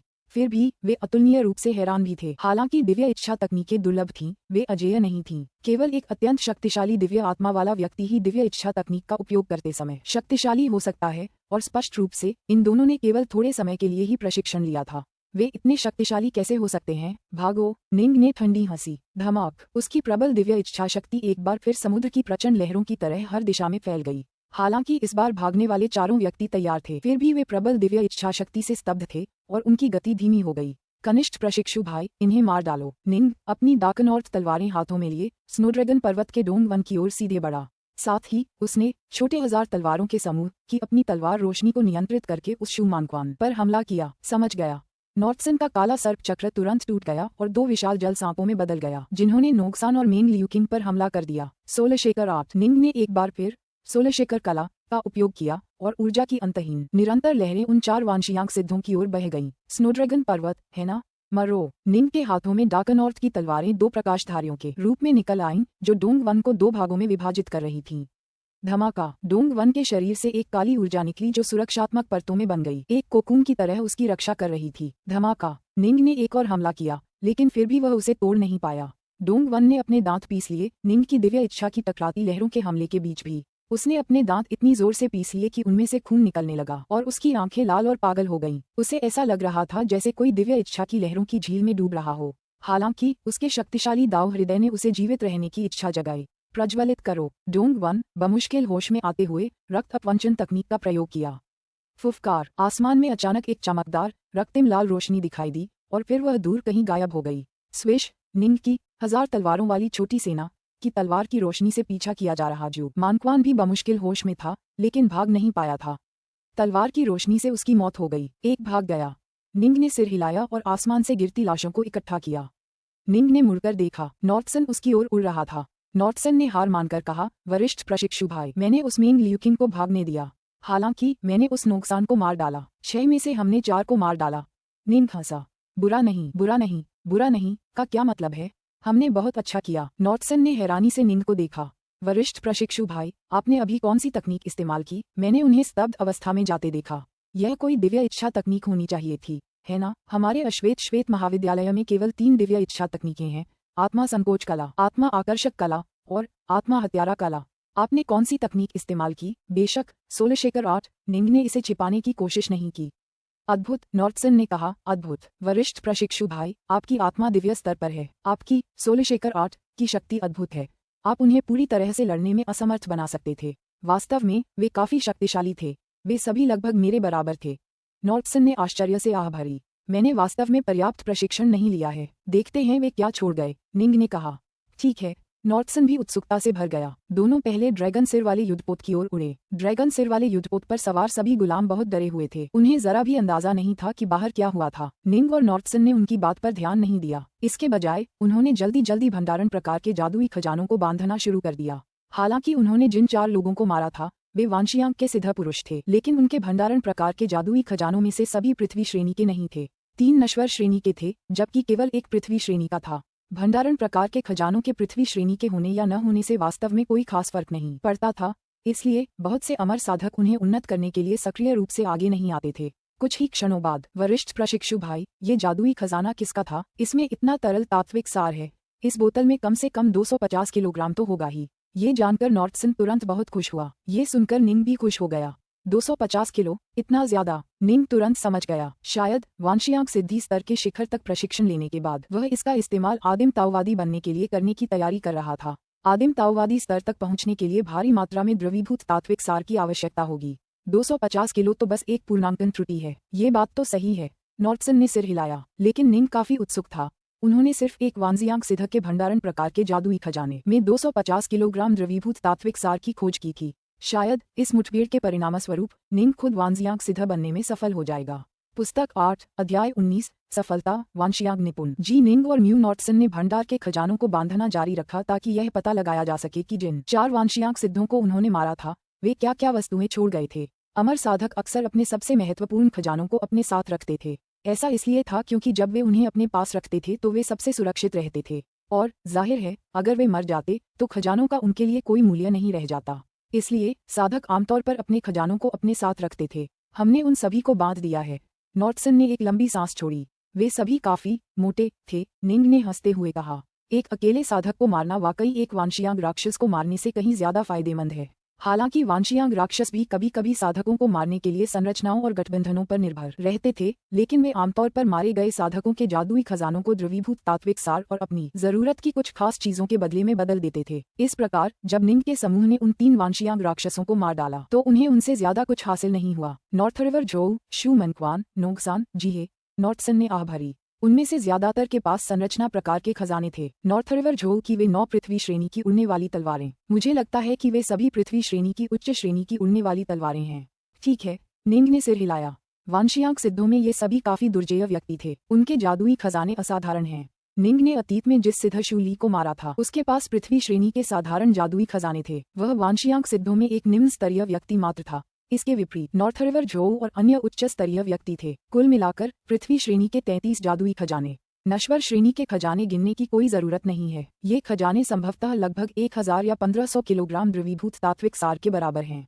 नॉर्टसन काफी उत्साहित था। उनके पास इन छोटे टेलीपोर्टेशन दाव सील्स जैसी दाव सील्स भी हैं और कुछ संरचनाएं, स्पिरिट पिल्स और द्रवीभूत तात्विक सार। इन 4 वांशियांग सिद्धों के पास कुल मिलाकर 900 किलोग्राम है। वरिष्ठ प्रशिक्षु भाई, आप अभी भी जिफू के चरम स्तर पर हैं। द्रवीभूत तात्विक सार आपका होगा। इनके साथ मुझे लगता है कि आप एक ही झटके में वांशियांग के शुरुआती चरण तक पहुंच जाएंगे।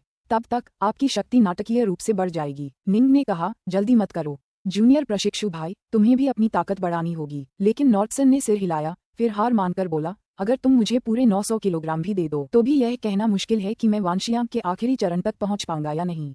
निंग चौंका, लेकिन सोचने के बाद उसने थोड़ा सिर हिलाया। सच कहूं तो ये कहना मुश्किल होगा। जब अमर साधक पूरी तरह से नई अवस्था में पहुंचेंगे तो उन्हें अवशोषित करने वाली तात्विक की मात्रा भी 10 गुना या शायद 10 गुना बढ़ जाएगी। हालांकि प्रारंभिक जिफू अवस्था से प्रारंभिक वांजियांग अवस्था तक पहुंचने में केवल 500 किलोग्राम वजन लग सकता है। प्रारंभिक वांजियांग अवस्था से प्रारंभिक आदिम ताओवादी अवस्था तक पहुंचने में हजारों किलोग्राम वजन लग सकता है। बदले में प्रारंभिक आदिम दाओवादी चरण को प्रारंभिक पृथ्वी अमर चरण तक पहुंचने के लिए संभवतः सैकड़ों हजारों किलोग्राम की आवश्यकता होगी। लाखों बनाम लाखों, ये कितना अविश्वसनीय था। बड़े बड़े संप्रदाय भी शक्तिशाली जिफू चरण के शिष्यों पर थोड़ा सा द्रवीभूत तत्व सार लुटाने को तैयार हो जाते थे। एक बार जब वे वांशियांग सिद्ध या आदिम ताओवादी चरणों तक पहुंच जाते थे तो उन्हें बस धीरे धीरे प्रशिक्षण लेना पड़ता था। यहाँ तक कि कुछ सर्वोच्च राक्षसी प्रतिभाओं को भी उनके कुलों द्वारा थोड़ी बहुत मदद ही मिलती थी। यह अविश्वसनीय था कि कुल कुछ 10,000 किलोग्राम देने को तैयार हो जाते। लाखों किलोग्राम अमर भी इतना नहीं ला पाते। वरिष्ठ प्रशिक्षु भाई, जल्दी करो और अपनी सफलता प्राप्त करो, नॉर्टसन ने आग्रह किया। एक बार जब तुम प्रारंभिक वांशियांग चरण में पहुंच जाओगे तो तुम्हारे द्वारा तात्विक की को अवशोषित करने की दर विस्फोटक रूप से 10 गुना बढ़ जाएगी। तब तक 1 साल का प्रशिक्षण शायद सैकड़ों किलोग्राम द्रवित तात्विक सार के उपयोग के बराबर होगा। ठीक है, तो निंग ने सिर हिलाया। मैं द्रवित तात्विक सार स्वीकार कर लूंगा, लेकिन जादुई खजाने तुम ले लो, कनिष्ठ प्रशिक्षु भाई। नॉर्टसन ने प्रसन्न होकर कहा, ठीक है, ठीक है, ठीक है, मैं मना नहीं करूंगा। दोनों ने एक आसान सा बंटवारा किया। विभिन्न जादुई खजाने नॉर्टसन को मिलेंगे, जबकि द्रवीभूत तात्विक सार निंग को दाव मुहरों, आत्मा गोलियों और अन्य वस्तुओं को दोनों ने बराबर बराबर बांट लिया। हालांकि नॉर्टसन को मूल्य के मामले में थोड़ा फायदा जरूर लग रहा था, लेकिन आखिरकार ये गॉल पर्वतों के जंगली दलदल थे। अगर उसे द्रवीभूत तत्वों के लिए व्यापार करना था तो उसे पहले क्रिम्सन ड्रैगन पर्वतों पर वापस जाना होगा। इस प्रकार तुलनात्मक रूप से निंग की स्थिति थोड़ी बेहतर थी। निंग ये बात समझ गया और उसने चुपचाप इस घटना को याद कर लिया। आगे वह जगह है जहां रेनड्रैगन गार्ड तैनात है। निंग युद्धपोत के पतवार की ओर चला गया, विरल बादलों के बीच से नीचे दूर तक फैली जमीन को घूरता हुआ। इन गुलामों को उनके पास पहुंचाने के बाद हम एक ऐसी जगह ढूंढेंगे जहां मैं चुपचाप इस द्रवीभूत तत्व को सोख सकूं। ठीक है, नॉर्टसन ने सिर हिलाया। रेनड्रैगन गार्ड का डेरा गॉल पर्वत के जंगली दलदलों में था। यह एक ऊंचा पहाड़ था और इसके चारों ओर जागीरें बनी हुई थीं। यहाँ काफी रेनड्रैगन गार्ड मौजूद थे। ड्रैगन के सिर वाला युद्धपोत हवा में मंडरा रहा था और धीरे धीरे पर्वत शिखर के करीब पहुंच रहा था। जल्दी करो और निकल जाओ। काले वस्त्र पहने एक बुजुर्ग ड्रैगन के सिर वाले युद्धपोत के सामने हवा में खड़ा दिखाई दिया। उसने गुस्से से कहा, तुम दोनों रेनड्रैगन गार्ड में शामिल होने के लिए परीक्षा में भाग लेने आए हो। तुम्हारा अंदर जाना मना है। इस छावनी में प्रवेश करते ही तुम परीक्षा में असफल हो जाओगे। निंग और नॉर्टसन ने तुरंत सम्मानपूर्वक अभिवादन किया। वे समझ गए कि काले वस्त्र पहने इस बुजुर्ग की आभा काफी हद तक श्वेत महाविद्यालय के आदिम ताओवादियों की आभा से मिलती जुलती थी। जी निंग, मु नॉर्टसन, आपको नमस्कार करते हैं वरिष्ठ, दोनों ने सम्मानपूर्वक कहा। इज्जत दिखाने का कोई मतलब नहीं। जल्दी करो और चले जाओ। काले वस्त्र पहने बुजुर्ग ने हाथ हिलाया। निंग अपनी बात पर अड़ा रहा। वरिष्ठ, हम यहाँ छावनी में प्रवेश करने नहीं आए हैं। हम इसलिए आए हैं क्योंकि पहले जब हम दोनों भाई एक राक्षस पर्वत की चोटी पर वांशियांग राक्षसों से निपटने गए थे तो हमें दयनीय मनुष्यों का एक समूह मिला था जिन्हें पशुओं की तरह पाला जा रहा था। इसलिए हम उन्हें इस उम्मीद में यहाँ लाए थे कि रेनड्रैगन गार्ड उन पर दया करेगा और उनकी देखभाल करेगा। काले वस्त्र पहने बुजुर्ग चौंक गया।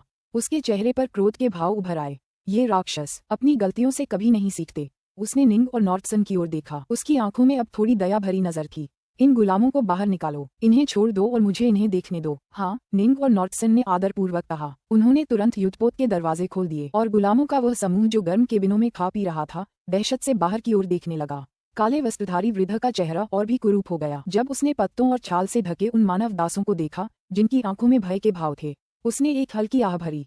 इनमें से ज्यादातर दासों के लिए कोई उम्मीद नहीं है, शायद कुछ बच्चों के लिए भी। ये इंसान जिन्हें राक्षसों ने मांस की तरह खाया था, पीढ़ी दर पीढ़ी इनका जीवन अतुलनीय रूप से भयानक है। अब जब वे अपने कष्टों से बच गए हैं तो रेनड्रैगन गार्ड स्वाभाविक रूप से उनकी देखभाल करेगा।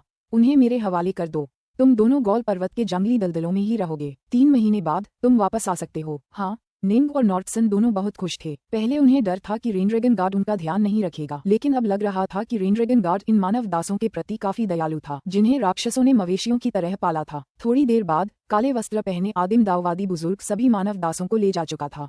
निंग और नॉर्टसन जिस बच्चे से सबसे ज्यादा परिचित थे, जिसका नाम आयन बॉय था, वह पूरे समय उन दोनों को घूरता रहा, मानो उनके चेहरे पूरी तरह याद कर लेना चाहता हो। मुझे आश्चर्य है कि भविष्य में उसका क्या होगा, नॉर्टसन ने धीरे से कहा। उसकी आंखों में एक उलझन भरी नजर थी।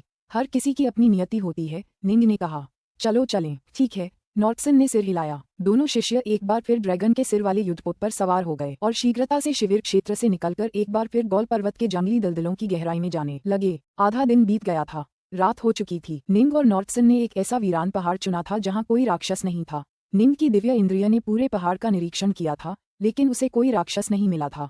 इस प्रकार वे पहाड़ के भीतर एक गुफा में प्रवेश कर गए। गुफा के अंदर एक भूमिगत नदी बह रही थी। दोनों ने एक विशाल अलार्म संरचना बनाई और नॉर्टसन ने अपने साथ पहरा देने के लिए कुछ संरचनाओं का भी प्रबंध किया। वरिष्ठ प्रशिक्षु भाई, अपनी ट्रेनिंग पर ध्यान दो। यहाँ सब कुछ मुझ पर छोड़ दो। मैं एक चींटी भी अंदर नहीं रेंगने दूंगा। नॉर्टसन हंसा। निंग हंसा। कनिष्ठ प्रशिक्षु भाई, परेशानी के लिए क्षमा करें। फिर किसी और बात के बारे में सोचे बिना निंग तुरंत एक सपाट चट्टान पर कमल की मुद्रा में बैठ गया, जिसे उसने अपनी दाकनौर्थ तलवार से काट डाला था। उसके बगल में एक जैड की बोतल दिखाई दी। इस जैड की बोतल में 4 वांशियांक सिद्धों का द्रवित तात्विक सार था, कुल मिलाकर 900 किलोग्राम। वाह! निंग ने अपना मुंह खोला और तरलीकृत तत्व सार बाहर निकलने लगा, सीधे निंग के मुंह में प्रवेश कर गया। निंग के जिफू वायलट पैलेस क्षेत्र में द्रवीभूत तात्विक सार तेजी से रूपांतरित होने लगा। उसका पूरा जिफू सागर थोड़ा सा घूम रहा था, क्योंकि जिफू सागर के बिल्कुल तल में जलस्रोत से बड़ी मात्रा में शुद्ध तात्विक की बह रही थी। जिफू सागर लगातार हर दिशा में फैल रहा था और इस क्षेत्र में और भी ज्यादा जगह घेर रहा था। 50 किलोग्राम, 150 किलोग्राम, 250 किलोग्राम, 300 किलोग्राम। निंग ने अधिक से अधिक जानकारी प्राप्त करना जारी रखा। अरे, पहले ब्लैक व्हाइट कॉलेज में मैंने 405 किलो वजन ग्रहण किया था। उसके बाद मैंने 3 साल प्रशिक्षण में बिताए। ये 3 साल भी लगभग 50 या 100 किलो के बराबर होने चाहिए। दूसरे शब्दों में मेरे शरीर में लगभग 500 किलो वजन होना चाहिए था। निंग ने मन ही मन सोचा। और अब मैंने 300 किलो और ग्रहण कर लिया है, लेकिन मैं अभी भी अपनी सीमा तक नहीं पहुंचा हूं। देखते हैं, इंतजार करते हैं। मैं देखना चाहता हूं कि मेरी जिफू झील कितनी दूर तक फैल सकती है। निंग ने जरा भी संकोच नहीं किया और लगातार द्रवीभूत तत्वों का रस सोखता रहा। उसके शरीर के भीतर जिफू सागर लगातार फैल रहा था और शून्य का और अधिक स्थान घेर रहा था। पूरा जिफू वायलट पैलेस क्षेत्र भी और भी मजबूत होता जा रहा था।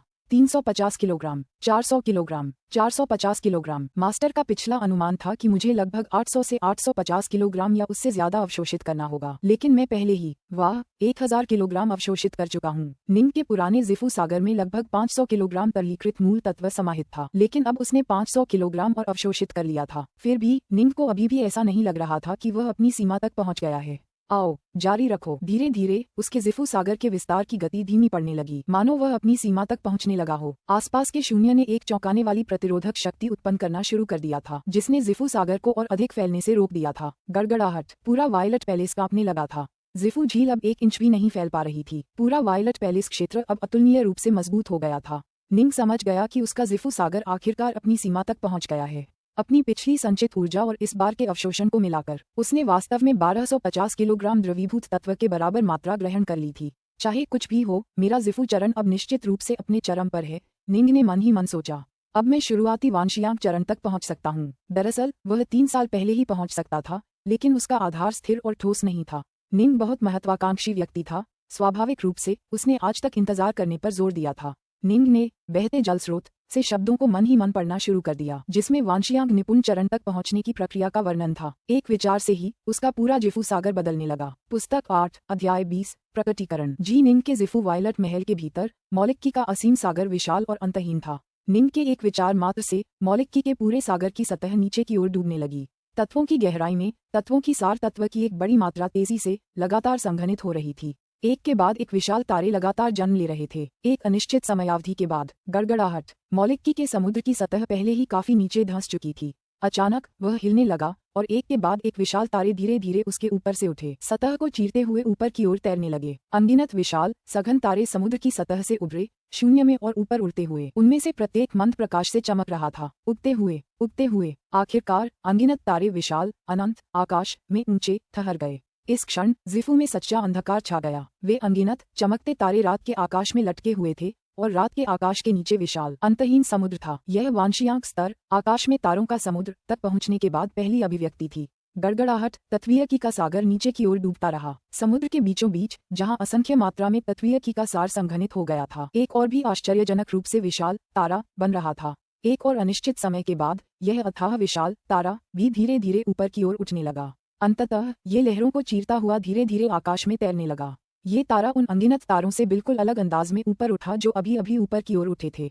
इस क्षण ऐसा लग रहा था मानो रात के आकाश में बस यही एक चीज थी। वह था अतुलनीय रूप से विशाल तारा। इससे एक कोमल सौम्य प्रकाश निकल रहा था, जिसने पूरे रात के आकाश को रोशन कर दिया था और जो तात्विकी के पूरे सागर पर चमक रहा था। इस क्षण ये पूरे जिफू क्षेत्र का सबसे चमकीला हिस्सा था। यह वांशियांक स्तर के दूसरे प्रकटीकरण की सफलता का प्रमाण था। समुद्र से ऊपर उठता हुआ चमकीला चंद्रमा। अंततः यह विशाल चमकीला चांद ऊंचे आसमान में रुक गया। इस क्षण आकाश में तारों का एक सागर था और साथ ही एक चमकता हुआ चांद भी। गड़गड़ाहट। तत्वीयकी का सागर डूबता ही रहा। अगर तत्वीयकी का सागर बहुत छोटा होता तो शायद हजारों तारों का सागर भी बनाना नामुमकिन होता। अगर वह भी नामुमकिन होता तो इसका मतलब था कि वांशियांक स्तर तक पहुंचने की कोई उम्मीद नहीं थी। चूंकि सिद्ध म्यू शियाओ और सिद्ध शूली जैसे लोगों ने केवल अच्छी तकनीकों का ही प्रशिक्षण लिया था, इसलिए जब उन्होंने सफलताएं हासिल की तो वे केवल इस दूसरे प्रकटीकरण तक ही पहुंच पाए। लेकिन निंग का मौलिकी का सागर अब अतुलनीय रूप से विशाल हो गया था। हालांकि यह लंबे समय से लगातार नीचे की ओर डूब रहा था, फिर भी समुद्र का 30% से भी कम हिस्सा सूख पाया था। इस क्षण समुद्र की गहराई में एक और भी अतुलनीय रूप से विशाल तारा बन रहा था। वास्तव में जन्म लेने से पहले ही ये तारा एक अद्भुत चकाचौंध कर देने वाली चमक बिखेरने लगा था। यहाँ तक कि तात्विकी का पूरा सागर भी चमकने लगा था। अंततः ये भी ऊपर उठने लगा और यह विशाल तारा ऊपर की ओर उठ गया। अंततः ये पानी की सतह को चीरता हुआ बाहर आया। उसी क्षण इस तारे की तपती प्रचंड रोशनी तुरंत फैल गई और पूरे जिफू को अपनी रोशनी से ढक लिया। जिफू अंतरिक्ष तुरंत रात से दिन में बदल गया। यह महान सूर्य धीरे धीरे बिना किसी हड़बड़ी के आकाश की ऊंचाइयों पर चढ़ गया। यह इस बात का प्रमाण था कि हम वांशियांक स्तर के तीसरे प्रकटीकरण तक पहुंच गए हैं।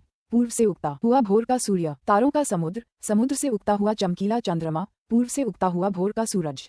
इन 3 अभिव्यक्तियों का प्रकट होना इस बात का प्रतीक था कि वांशियांक स्तर तक की यह सफलतापूर्ण थी। जब सूरज पूरे क्षेत्र के सबसे ऊंचे हिस्से पर पहुंचा तो वह तारों से घिर गया।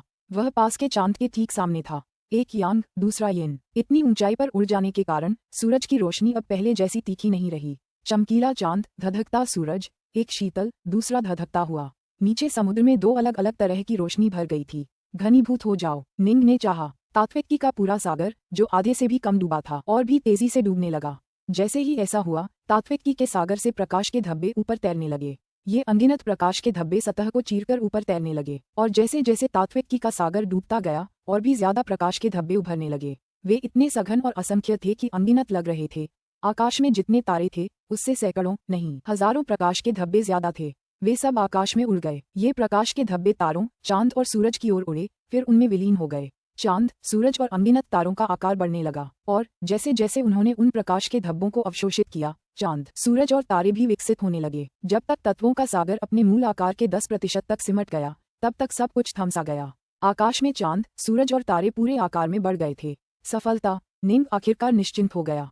आकाश में तारे धीरे धीरे घूमने लगे। पहले तो वे बहुत धीमे और सुस्त अंदाज में घूमते थे, हालांकि जल्द ही वे बहुत ही सहज और स्वाभाविक तरीके से घूमने लगे और 2 बड़े तारापिंडों, सूर्य और चंद्रमा, के चारों ओर चक्कर लगाने लगे। अनगिनत तारों की गति स्वाभाविक और जन्मजात थी। ये तारे, सूर्य और चंद्रमा, बाहरी दुनिया के अनगिनत सच्चे तारापिंडों से स्वाभाविक रूप से जुड़े हुए थे, और इस तरह वे इस तरह घूमने लगे। गहरी गुफा के भीतर नॉर्टसन ने अपना सिर घुमाकर निंग की ओर देखा। निंग अभी भी कमल मुद्रा में बैठा था, लेकिन उसने द्रवीभूत तत्वों का रस लेना बंद कर दिया था। वरिष्ठ प्रशिक्षु भाई को सफलता मिलनी चाहिए थी। ठीक इसी समय अचानक आसपास के क्षेत्र से प्राकृतिक तात्विकी की एक बड़ी मात्रा अतुलनीय रूप से चौंकाने वाली गति से निंग की ओर बेतहाशा बढ़ने लगी।